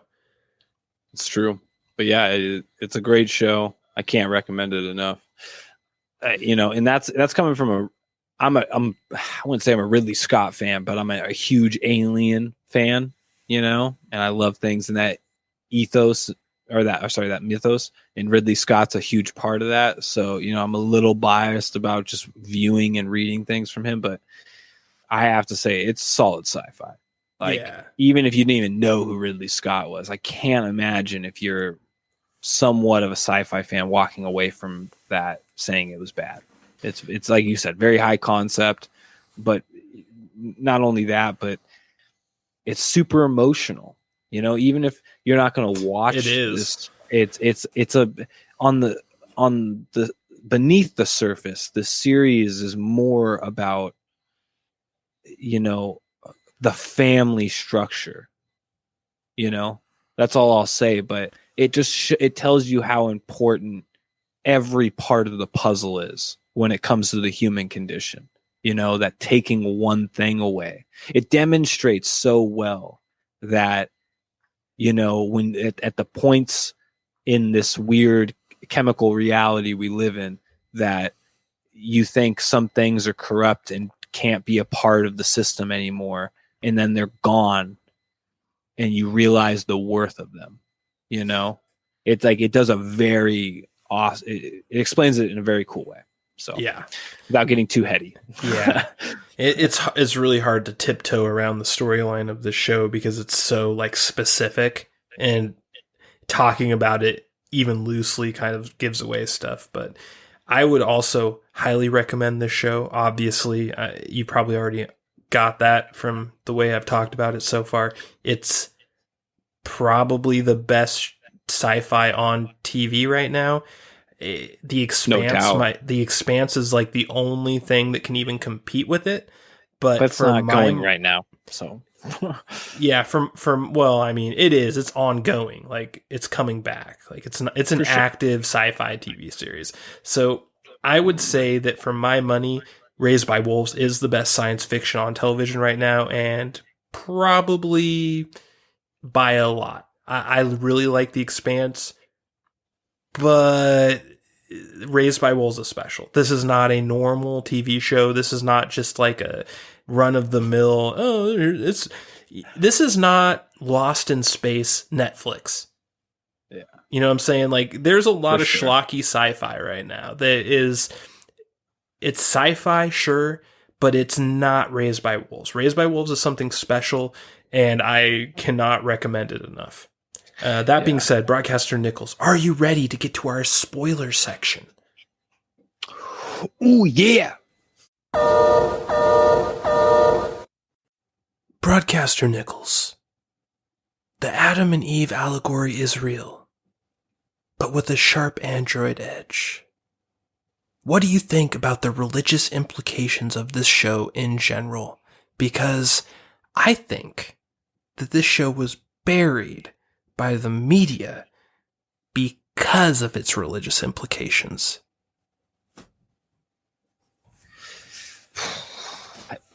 That's a coin toss between the religious implications or just the father and mother aspect. Let's be real here. The father and mother aspect is a part of the religious implications. It is kind of, be honest. I mean, kind of. I mean, there's no such thing as a mother and father without religion in terms of, like, just look at gender identity. Like, there's a male and a female. But then to certain people that aren't religious, male and female is a prison, and they want to acknowledge 52 states of mind as their gender. No, I'm going to have to disagree with you there. That's what crazy people think, and I'm not going to argue with you that there's a lot of them right now in this current demographic, this time period, but I think you have to separate the actual fact that there are human males and females from the archetypes that are depicted in religion and say that we are the product of the religion instead of the religion is a product from us, right? But I will separate the two and say they're not religious. But that's why I said they're on the same coin. Like you can pick one, I guess. Like, just flip the fucking coin. Either one of them's wrong, right? It's just like they're depicting that the father isn't just right off the bat, almost like in episode 3 or 4. They're pretty much showing you the devastation that is brought by neglecting the father. and that's just a narrative that no one, let's just say, wants to talk about right now. Like it's not a very popular thing because everyone, and rightfully so. I'm not saying, women haven't had a hard time, because they fucking have. They got the short end of the stick for a fucking long time. But let's not also kid ourselves and say that we are living in a truly different time. Okay. So nonetheless, the fact that they decided to stick with those narratives bravely, I will say, risking viewership as we're discussing right now. It's just as I said, it's brave of them. It is brave, and it was returned with the response you expected. This show was buried. Every sci-fi show that comes out by no-name directors, by no-name creators, by just the schlockiest of schlock will get some media coverage. Raised by Wolves got zero, zilch, nada. Not true. This show That's was not buried. true. It did. They got their. I don't know how to really say it, because I didn't pick up on Raised by Wolves immediately. Like when you told me about it, I was like, whoa, this flew right by my fucking radar. Where'd this come from? Because no one told you about it. True. It wasn't. I'm going to give the algorithm the benefit of the doubt, because I don't know if my social media and everything I click on really can tell that I'm into sci-fi, honestly. I can honestly say that. I'm not surprised they didn't like pop up an article about this, because I probably haven't given them a lot of input that I liked it. But nonetheless, so when I did find out about it, I found they had a lot of interviews and stuff like that. They got a lot of press coverage.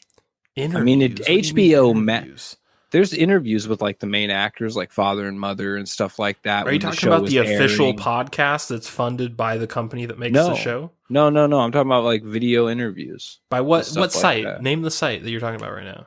They're all on YouTube. They're official checkmark, if you will, YouTube channels. But it's like, I think one's called like Venmo or something. I don't know. VMAX, that's a platform. I'm pretty sure you're talking about all the content that was made by the company that made the show itself to promote itself.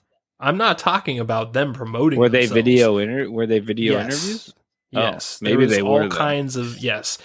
I'm asking you, did you see any news story on any entertainment website that is not associated with the show in a direct way, that it isn't financed by the show, that isn't a subsidiary of HBO Max? You know what I'm saying? Like, I'm talking like, did this get any coverage in general media that you saw? Because for me, zero, zilch, nada. I'm a Ridley Scott super fan. I've seen almost every piece of work he has ever done in my life, and I did not know about this show till episode 4 was airing on HBO Max after it had already left TNT. Yeah. I mean, it definitely didn't get a lot of press coverage. There's no doubt about it. But I mean, there were some. Screen Rant did something about him. Screen Rant's decently big. But when was this though? Like what's the date? I just clicked on the link. It was 2 days ago. Okay then. Moving on. We'll just ignore that one. Putting that all aside. I mean, okay. Collider did something for him a month ago. IGN did something for him a month ago.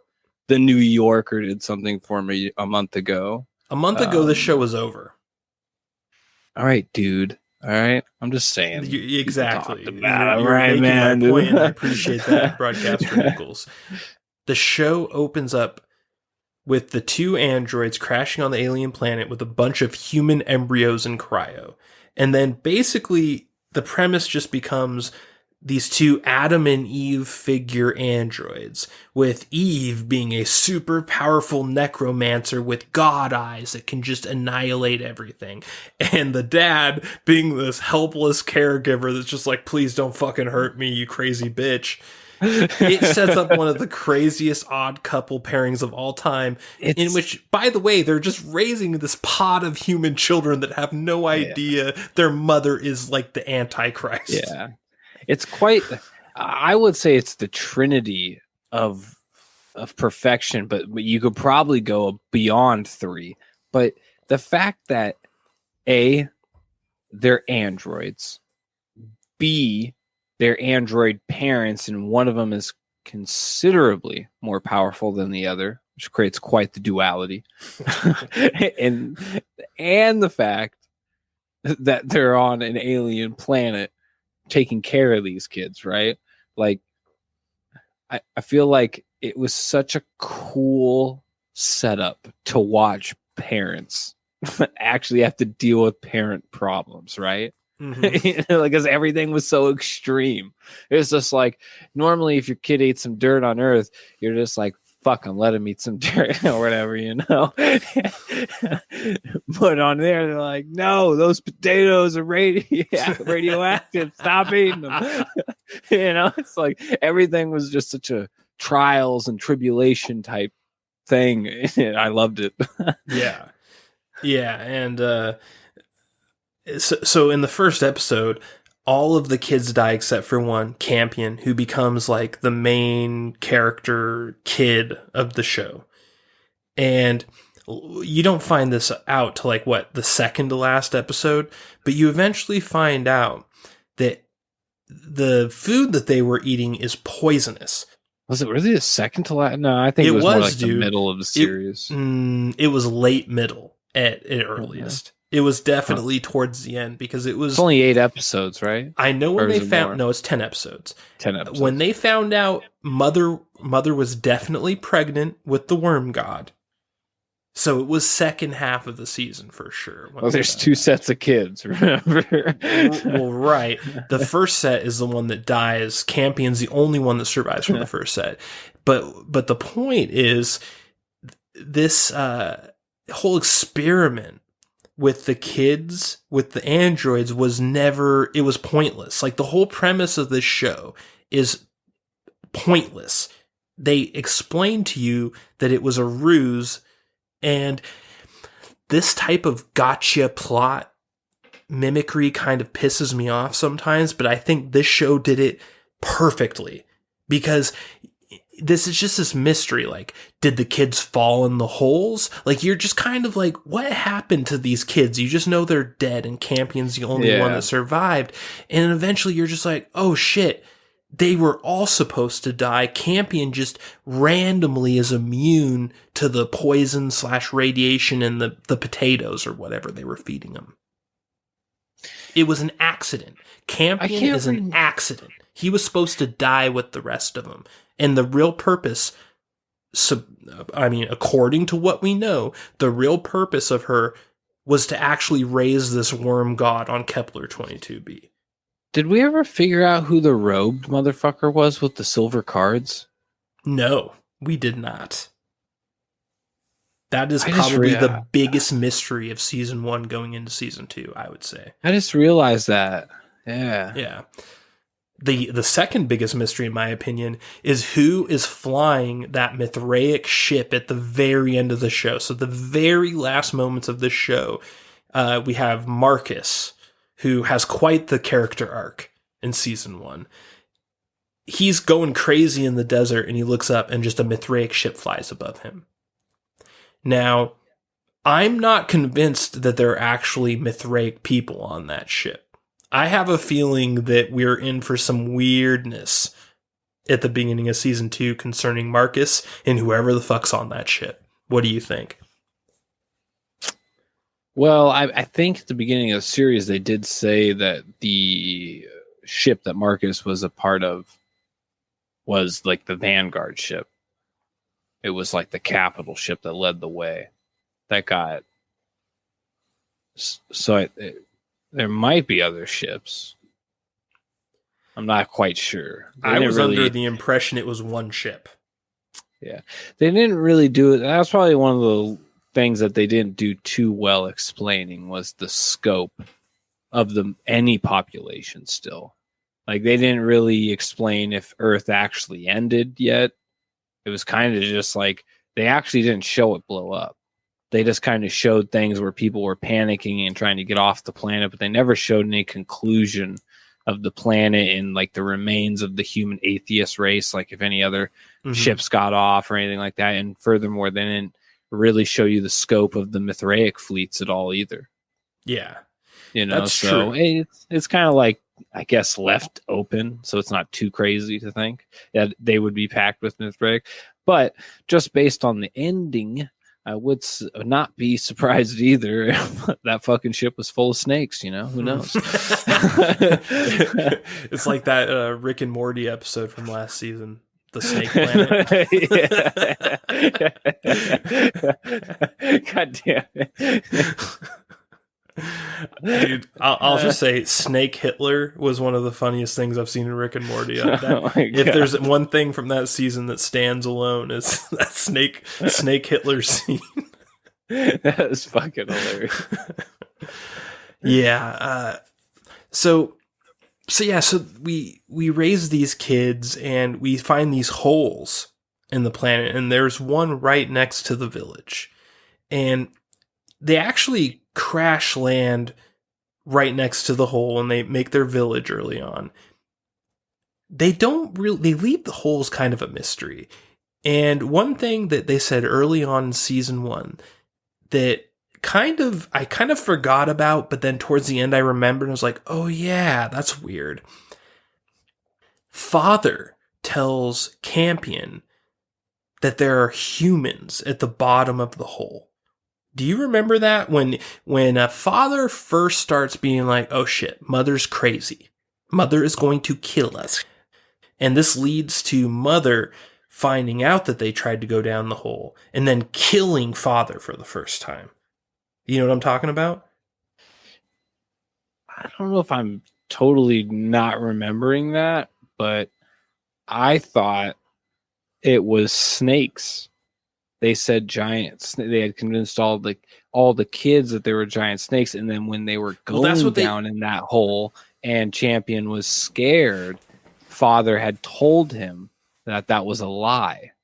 Right. That they had made that up for the kids, and that what they were getting was that special thing in the pod so that they could put inside the one little tiny vessel they had.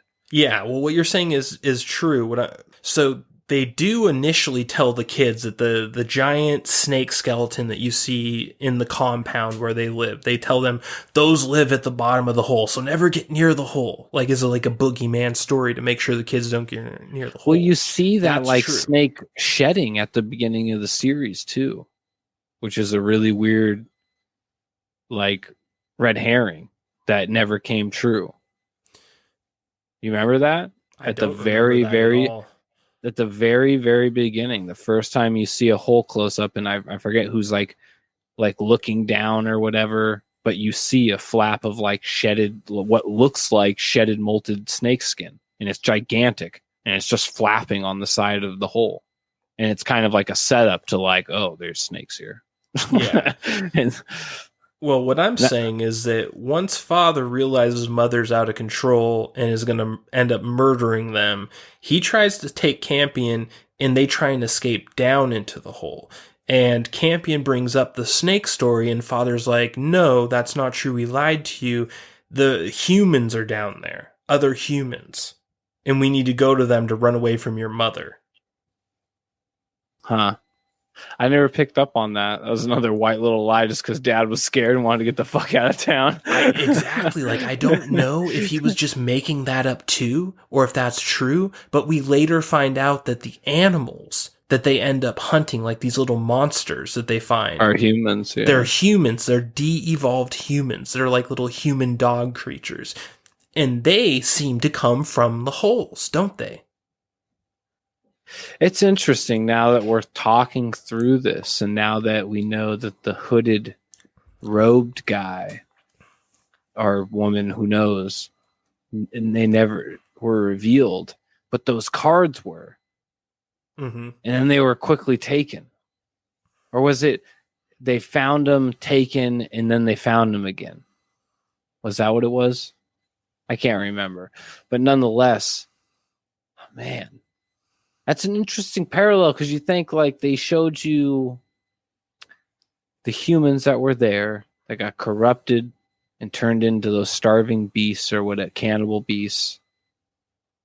And you see Champion, or Campion, I'm sorry. And he is the only survivor of these kids that landed on the planet because he can survive the radiation of the food around the area. And there's that one hooded guy or girl or whatever. It almost makes me think there's a time traveling plot about to play out here where you're about to see a future Campion fucking like being like, you've let the great snake loose. You failed us all. I don't doubt that, because it's funny when we talk about TV shows, we always somehow end up talking about the end first. And I want to go over this ending because this is a very interesting. There's some interesting things about this ending. We already talked about the Mithraic vessel flying over Marcus at the end, that I'm not convinced it's actually Mithraic people in. I'm not sure who would be in it, but I just got this weird foreboding feeling that it's like, oh, I think I have backup coming, but it's actually the enemy sort of vibes from it. Also, once Mother realizes she is pregnant with a worm, things get super weird super fast. She ends up in this little cave room that was like prophesized to happen, and the worm comes out of her and just kind of floats around. It's a little tiny worm. And it comes back to her and it just starts feeding on her. And at this point, you know that this is not her friend. This is not like her actual child. This was a parasite that was growing in her that has absolutely no attachment to her. And everything changes because before this point, you thought Mother was giving birth to like this new species of human that's going to be like the god human that takes over humanity. You know what I mean? You got this vibe that she was going to give birth to the chosen race. And instead, she gives birth to a worm god that goes from tiny tadpole to Godzilla in one episode. Yeah. It just makes me think that those snakes, that they really were real, that skin they saw was snake skin. And somehow, some way, Mother maybe the snakes are parasitic in nature somehow. They're in the soil or in wherever she got in her. But I think maybe they mixed with her necromancer DNA. And now they gave birth to a snake necromancer. Well, here's the thing. I don't think that's true, because in the middle of the season, she starts going to the VR chamber, right? And she meets her creator, and she has VR sex with her creator. Like she has like a romance with him inside of this VR simulation in this pod, right? That's when she gets impregnated. Now, this could be a red herring. And maybe she does get infected by some parasite in the soil, and it just so happens to be at the same time she's getting VR fucked by her creator. But I think the coincidence is a little too convenient for my taste. It's because true. The VR version of her creator also says to her that the kids were nothing. They were a test to get her ready for her true purpose.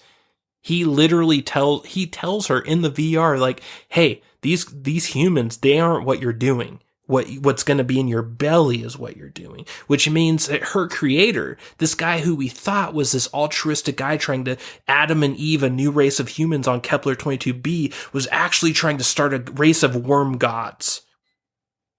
Yeah. I mean, it makes me think of a few different things because it just doesn't make sense from just that standpoint alone. You have to think, does he know what the snake species on Kepler 22b was? And therefore, does he know about the ancient humans that were on Kepler 22b? And maybe that doctor in some weird way has connection to those people. He might not even be human. He could have been an alien wearing human skin. He could have been. Who knows? Kepler 22b person. He could have been. He could be from Kepler. If it wasn't if it really wasn't a foreign entity that entered her. Sounds like you're saying integer right now. Yeah, I know, it's hard to say. And then you assume that he somehow had this DNA of the snake that integrated in her DNA or whatever that she eventually would give birth with, if whether or not the kids were a catalyst to start that reaction or not. It almost seems the fact that if it wasn't a parasite that got into her, it's harder to explain. Like from a it is logical standpoint, you're just like, well, that's really like this show's really heady already. Mm-hmm. It's like, how are you gonna like talk away the idea that this dude that you build as a human looks like a human, is a smart human nonetheless on the perceived good side of the war, makes a super android that can save humanity, quote unquote, but then had some ulterior agenda where he wanted to make the next super race, which just happens to be nothing like him or the human race. It just seems really weird. Where did he get the snake DNA? Why snakes? Did he get hypnotized by a snake? Is he from Kepler 22b and he got hypnotized? I don't, it's just like he would have worship had to, snakes down there. He would have had to somehow store the genetic material within the pod system that went with the Mithraics, which could be possible. We know nothing about this guy other than the fact that he's like, he reminds me of Balthazar from Chrono Trigger. Remember, like when you're in like the far future where you meet Robo and Chrono Trigger, and you meet Balthazar, and he's just like this really eccentric guy who you think is just like some crazy dude, but he ends up being like the man, and he like Prince. He's Prince in the fucking desolate future. Yeah, like challenges you to a race. I feel like this guy there's more to him than what we think, and that he is not just a human that was like, I'm going to send a robot to Kepler 22b because I don't want the Mithraics to own the planet. Like, I just have this weird feeling that this is more like if you ask me from episodes 1 to 9, I would have said he's just a freedom fighter, just like a good guy that wants to restart the human race. But after that finale, dude, there's something about him, it does not compute. And the timing of him having VR sex with the mother and her becoming pregnant is way too close to just be like, oh, that's just a coincidence. How would you explain that? It happens within like one episode of it.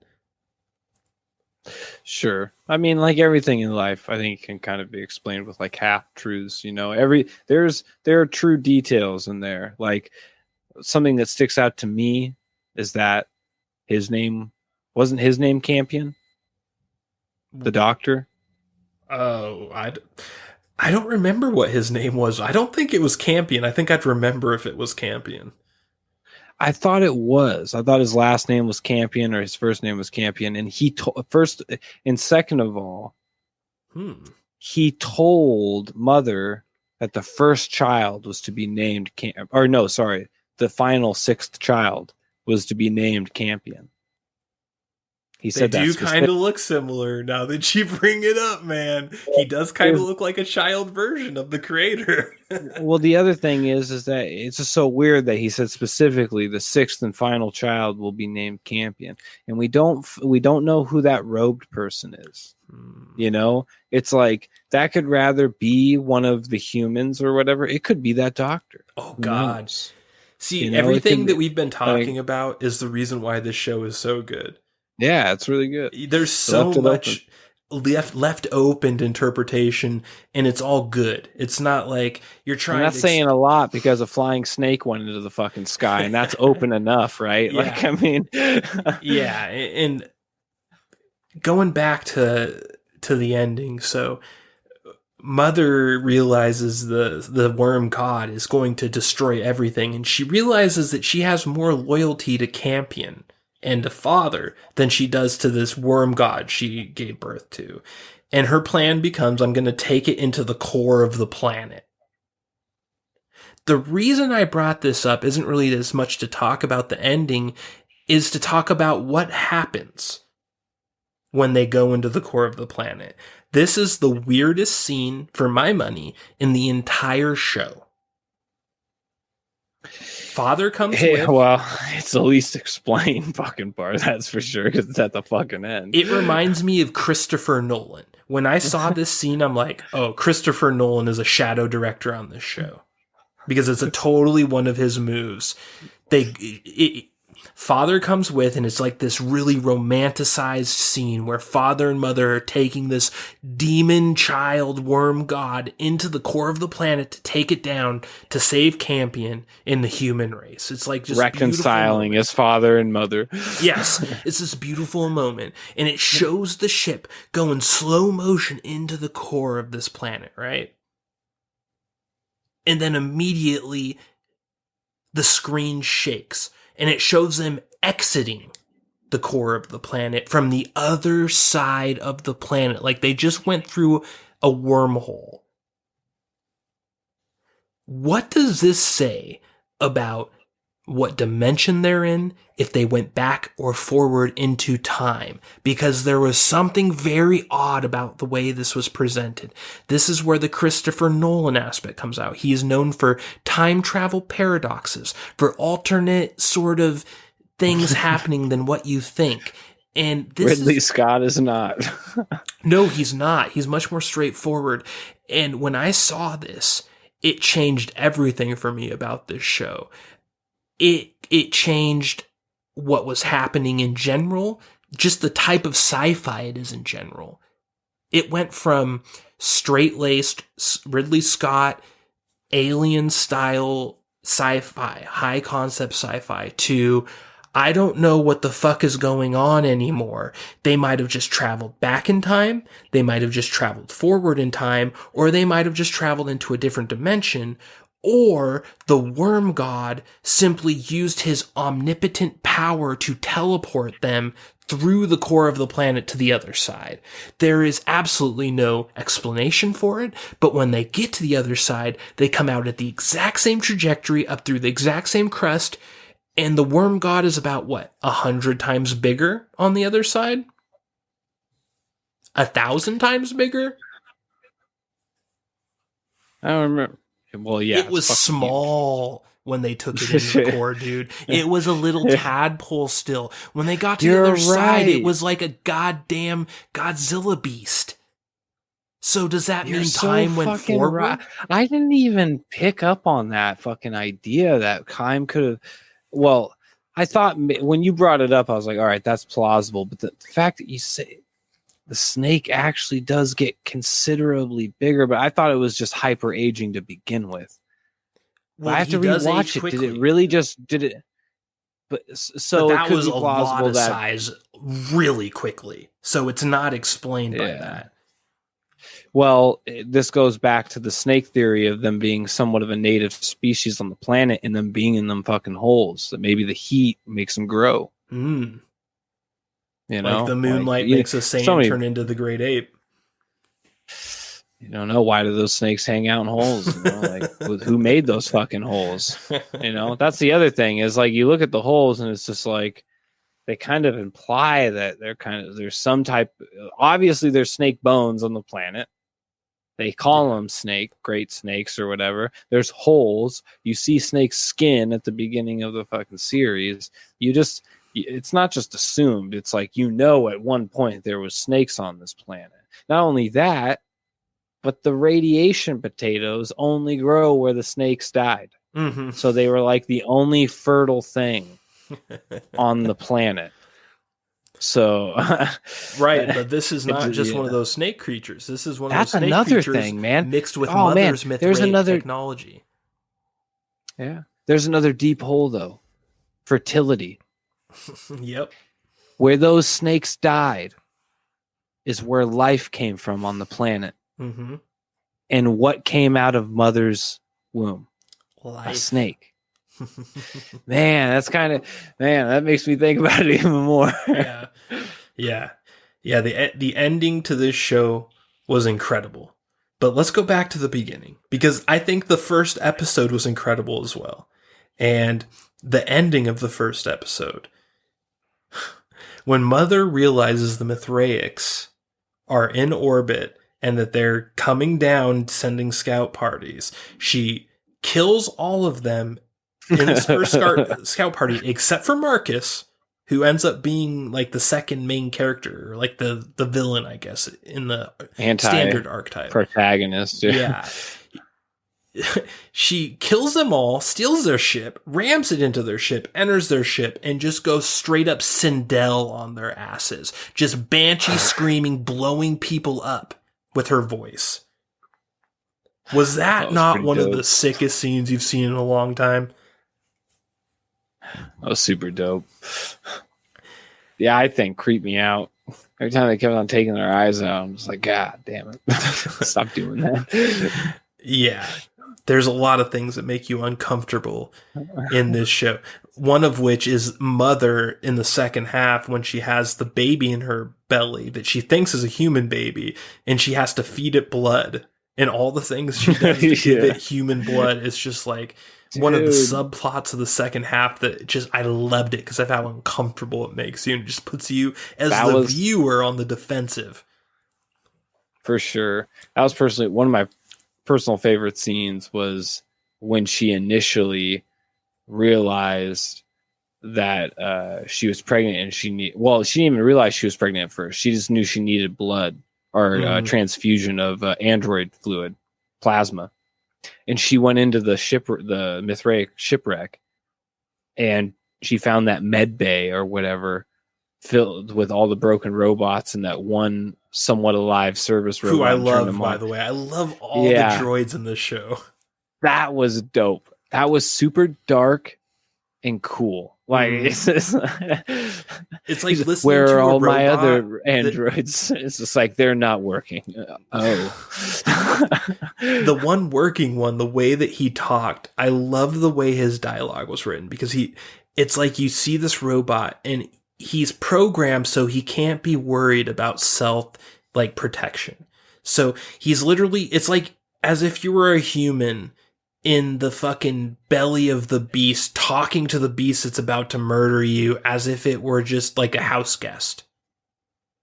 That's the way he talked to Mother. And I loved it because it's so true to form for androids. Like it's one of those things where you have expert writers writing your dialogue for robots, for androids that know their way around the subject and aren't just writing cringy dialogue. Like they have these little meta influences that just feel so natural. And as someone that watches a lot of sci-fi, I really appreciate that type of stuff. Guy was getting his blood fucking drained. It's like, I'm chill. I'll talk to you while you kill me. I love that.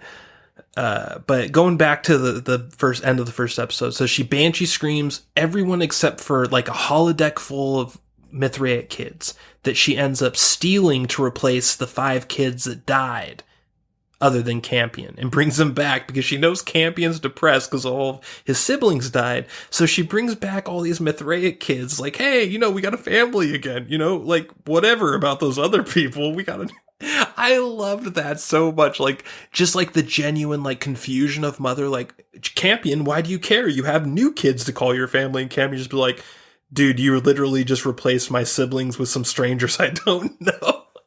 Like, it was such a great dichotomy. And again, just impeccable S-tier writing in this show. Shows you the oblivious nature of parentage. Yeah. It's like, I don't even know. You're a parent. I can't really talk, but it's just kind of, it's funny when you see that because it's like after watching the series, that they truly care about the kids. Like, they didn't want any of those kids to die, even though it may seem at some point that they were callous about it, but you could totally tell that was never their intention. So when you see things like that, you're just like, yeah, it's just what it is. Yeah, and what do you think about sort of like the middle of this show? Because as far as I can tell, the beginning middle is the bad part. If you're going to say anything's a bad part, it's like the beginning middle. Yeah, I feel like there were like probably 3 episodes that really stretched on with the idea of what Saul was and that giant artifact and and the creatures and all that stuff.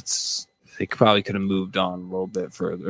Yeah, it felt like the whole thing with like the Mithraic kids plus Campion in the aftermath of episode 1, it felt like it dragged too much. Like it dragged about 4 episodes and it should have only been like 2, maybe 1 even.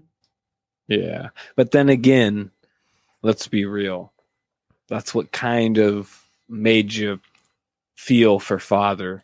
Yes, and, that's true. You know, a lot of father development in those episodes.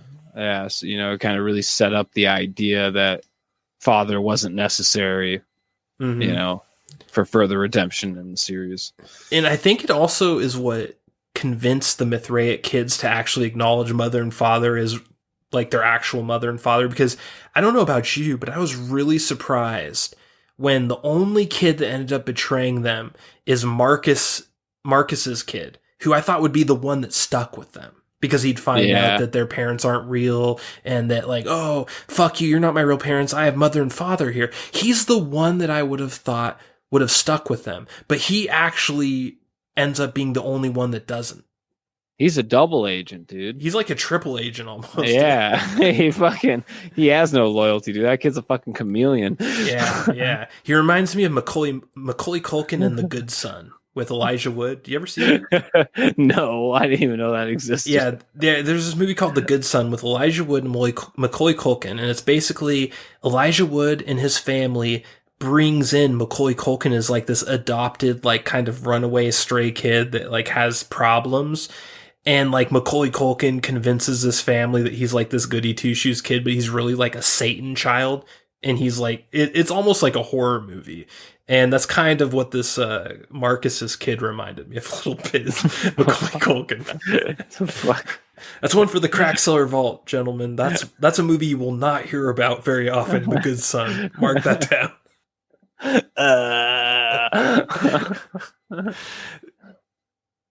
What did you think about the whole VR pod thing with Mother? Because that's one of the few parts of the show where I kind of rolled my eyes a little bit. I don't know. I didn't like it, but then again, that's just me. Could have been well received. It seemed like to me that it was an excuse to set up the ending. Like the end, like I cared more about Snake in the belly and thinking with my own theories about how the snake got in the belly, even though they tried to explain it by saying the hologram made her pregnant. You know, Data made her pregnant. And I just, it just it's not believable as my own theories in my head where I'm just like, there's no what? No, it can't happen. What? So who knows where they're actually going with it, but it just wasn't, it's weird to say, but it's like the least believable part of the series, which is really odd to say, but that's just like, just like, this is the one part of the series where you're just like, why? Though, like, why couldn't you have done something else to explain this? I would have liked it more if she just fell asleep at night and she just dreamed all this shit. Are you saying like had that moment in the series and then after the fact explain it away as like just a dream? I just mean like, and then make if she was just going the viewers wonder. If she was just going to sleep at night and dreaming all the VR sequences with her master or her creator and everything, I would have liked it more from a storytelling standpoint. Her going to this pod just felt really weird because her programming was to protect these kids and she was leaving them as sitting ducks every day for God knows how long. It totally went against her programming. And it did it though. I don't want to call it a plot hole because like you're saying right now, maybe her programming was to not give a fuck because he in the VR tells her the kids are bullshit. Your real job is to get impregnated from me to have a worm god. But she's designed like a fucking wolf, like an animal. Like the females are usually the big hunters in Animal Kingdom. It's the males that sit at home and take care of the kids. So think about that for the series. You know, I'm not saying that's all animals. I'm just saying that's a theme in the animal kingdom. Yeah. I don't know. Her just getting into a pod and leaving herself like in very vulnerable for like hours and hours at a time in the middle of some forest with some derelict pod. It just didn't ring true for me. And it's like the only part of the show I feel like that felt like that. Every other part was legitimate, was great almost. It's just this one part I just kind of like, I don't know. Yeah. Well, I mean, it just seemed like a natural progression. Like if she truly was coded, right, to eventually find these pods or whatever. See, that's the other thing. You have to really suspend the disbelief that this guy was connected to Mithraic technology, was in the network so deep in Mithraic technology that he was in some random pod that broke off of one Mithraic ship that landed on Kepler 22b. He had to like know the fates, you know, to make everything play out essentially. Mm-hmm. And so that rather leaves it up to time travel or something more akin to like a hallucination, like on Mother's part. Like she kind of like in her programming, there was some weird subcode that made her think of whatever was going on in that pod manifested as, you know, the Doctor. And he kind of even says that, I think, in the first time they have a conversation. He's like, I look the way I do because this is the way you want me to look. You know? So, but anyways, back to the beginning of the point where she was coded the way she was. And you know, to your point where you say that, you know, why would she leave the kids day on end? Well, initially it's because, like I said, the whole the female hunters in the animal kingdom. But then because of that trait, she does find the pods and then uses that time away as an excuse to further her own wants and desires in the pod. You know, so there's like this weird tug and pull there, you know, where it's like, well, initially she is doing what I think would be programmed of a mother, you know, go long journeys out to ensure that the place was safe and contained and, you know, her domain and the meals were coming in, you know, all that shit. Yeah. So it's like you really got to connect the dots so hard on that, you know. It's like, man, was she coded to go out there and to eventually find these pods that he just perfectly knew were gonna be there, you know? Like, yeah, it's the closest thing to the plot hole this show has, I would say. Yeah. But not if it's time travel. Yeah, it's not if it's time travel, because then it makes all kinds of sense. Yeah. Honestly, this show is basically flawless. The closest thing to a flaw is what I'm talking about right now, but I wouldn't even call it a plot hole. I'd say it's plot hole adjacent. It's close to it, but that's you can explain problematic. Yeah, you can explain it away. You just logic through it yourself. There's ways to go through it, so it's and that's literally that is my biggest complaint about the show. So it's not a big one either. It's just the one part where I was just kind of like, I think you could have done better. But before we start talking about our least and most favorite episodes of this season 1, I have one final question for you, Broadcaster Nickels. What did you think about the overall Mithraic plotline on Kepler 22b with the survivors, with Marcus starting out as just a guy on the team, just a grunt, eventually usurping the leader, becoming the leader, hearing voices from Saul, from God, going nuts in the desert, being betrayed by his constituents, all the way to the end where the ship flies above his head? Like, overall, what do you think about his plotline? Because he was really believable. He was like one of the better actors on the show, I'd say. It's funny because you don't remember him as an actor. I don't. I'm very acquainted with him as an actor, and I think he always plays the same character. Oh, okay. He's one of those guys. Like every time you watch one of those movies, you're just like, oh, he's just being Thomas Fimmel. You know? I guess it just works for this character then. Good. Yeah, he's a weird guy. Just go watch some footage of him, man. You'll pick up on it really easily. Seriously, any interview or whatever, you're just like, oh, he's like this out of the movies. He's Yeah. Well, that being said, Broadcaster Nickels, what is your favorite episode of season 1? Number 8. Probably Mass. That was a pretty cool one. That was the one where the old Mithraic leader that raped the kid fucking. Oh yeah. Like you saw him with the android fucking on the backpack and shit. That was, and that's also when Mother went crazy and you find out that she has the parasite. That was pretty dope. It was a really cool episode. Yeah. Yeah, I think those last 3 episodes. All these episodes are really good though. It's hard to say. There were only a couple of weak episodes in like the beginning, middle, and I wouldn't even call them weak. I'd just say they were a little like extraneous. Like you didn't really need them. But like you said, they kind of developed Father in certain ways that you needed him to be developed. So yeah, I think a lot of people just appreciate.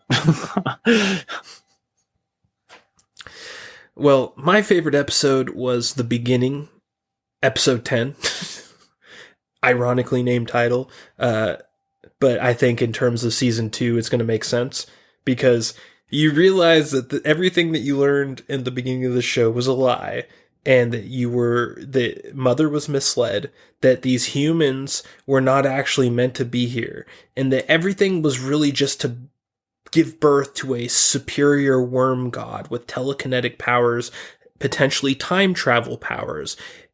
For all I know, the core of this worm is a black hole, because things are going on with this worm god and they're not pretty, and it doesn't look good for any other entities on this planet that are not worm god adjacent. So it's one of those upside down castle moments that I live for in sci-fi. It is true. The time-traveling snake. My least favorite episode is Virtual Faith, episode 3. And this is the episode where there's like weird melodrama with Campion and Mother, and like Campion's like rebelling against Mother, and it's like, oh, I don't like you, I don't trust you, and it's like, you're poisoning all the new kids, aren't you? You're going to kill them all just like you killed my other siblings. And there's like a lot of kind of weird, I don't know. It felt like Party of 5 in space for a minute there. That's fucking true. That's funny. I was really happy once it was over, because I think that was literally the low point of the season, and after that it was just up all the rest of the way. What about you, Broadcaster Nickels? What is your least favorite episode? Man, these are just... It's tough. Probably... What's the one where it's mostly just fucking Campion in that fucking shed? I think that's either episode 3, the one I'm talking about, or episode 4, maybe. No, wait. Doesn't get in the shed till Oh, later. you're talking about, okay. I think I know what you're talking about. You're talking about like episode 6. When Macaulay Culkin, murderous kid, is sending stuff into the hut to help him because he's in prison. Yep. Mm-hmm. Yeah. Lost Paradise. Yeah. That episode, I didn't like it that much, but I thought it was better because at least it had like the weird religious like cult ritual shit going on. Like it had that like ceremony where they tried to get Campion to swear allegiance to Saul. Yeah. That whole thing I think it's really actually episode 7.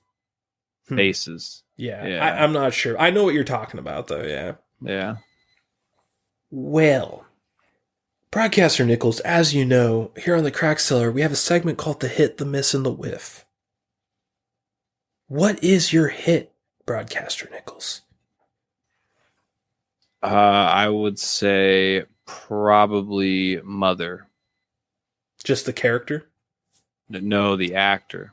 Oh, the She actress. knocked it. Amanda Collin. She nailed it. I thought she was terrifying and also very comforting. It's like there was parts of the series where I was like, I believe just you. like a mother is I supposed don't to believe be. you. Yeah, I don't believe you now. It's like, so I would say, the Amanda Collin. Just if I was thinking of one element that really kept on drawing me back to the series, it was Amanda. Mm-hmm. She just kept on nailing it out of the park every fucking episode. She was terrifying. Yeah, she was really good. My hit is just Ridley Scott's involvement in the show. Because this show could have been mediocre, I think, if Ridley Scott didn't have his fingerprint on it. Because all of the things that made me really love this show were definitely his staples. All the way from the way space travel is depicted, from the way androids are depicted, from the way alien planets are depicted. Every single aspect had this distinct Ridley Scott influence on it. And I feel like it's the secret sauce that made the show just sing the way it did. That being said, Broadcaster Nickels, what is your miss? I think my miss. I think I'm gonna save that for the whiff. I'd say the miss is probably the fact that the aliens, or sorry, the creatures were actually humans, supposedly, and then you don't really get any explanation on how they're there. Again, it's like, we can go through our theories, time travel and all that crap or whatever, but it's just like, for being such a prominent element in the first season, I think they would have got a little bit more of an explanation. It's a little bit of a miss. I would say if this was a one and done show and there was not going to be a season 2, I would 100% agree with you. But the prospect of season 2, I feel like they have to explain that. And it kind of, it gives it a whitewash for me personally. But I see where you're coming from for sure. My miss is just the mid-season child-raising filler with Mother and Father, with the Mithraic kids. I think it went an episode or two too long. There was a point in the middle of the season of the show where I was just like, did I overestimate this show? Is this about to descend into some shit? But it immediately picks back up, so it doesn't. But there's just this one tiny spot where I felt like that, and it's hard to find a miss in this show, so that's it. Like that's the best I can come up with, is just a little too much time on that aspect. No doubt. That being said, Broadcaster Nickels, what is your whiff? It's a fucking mouse, dude. A mouse was a whiff for me, man. I was really thinking the mouse was the key to things. Like I was like, dude, this mouse knows something no one else knows. It's a hologram. I don't know. Something's going on. It's a hologram. They just kept on pointing out there's a gift from fucking Saul, and it keeps coming back. And every time it gets out, it starts going somewhere, and you're like, oh, it's gonna find the fucking Holy Grail. Nothing.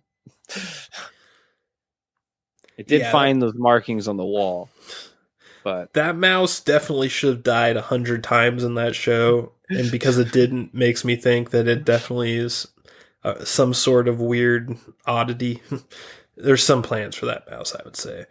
If the mouse is just dropped after season 1 and they never mention the mouse again, I'm gonna call shenanigans. I'm gonna be very disappointed. It's gonna be like the fucking cat from Aliens, dude.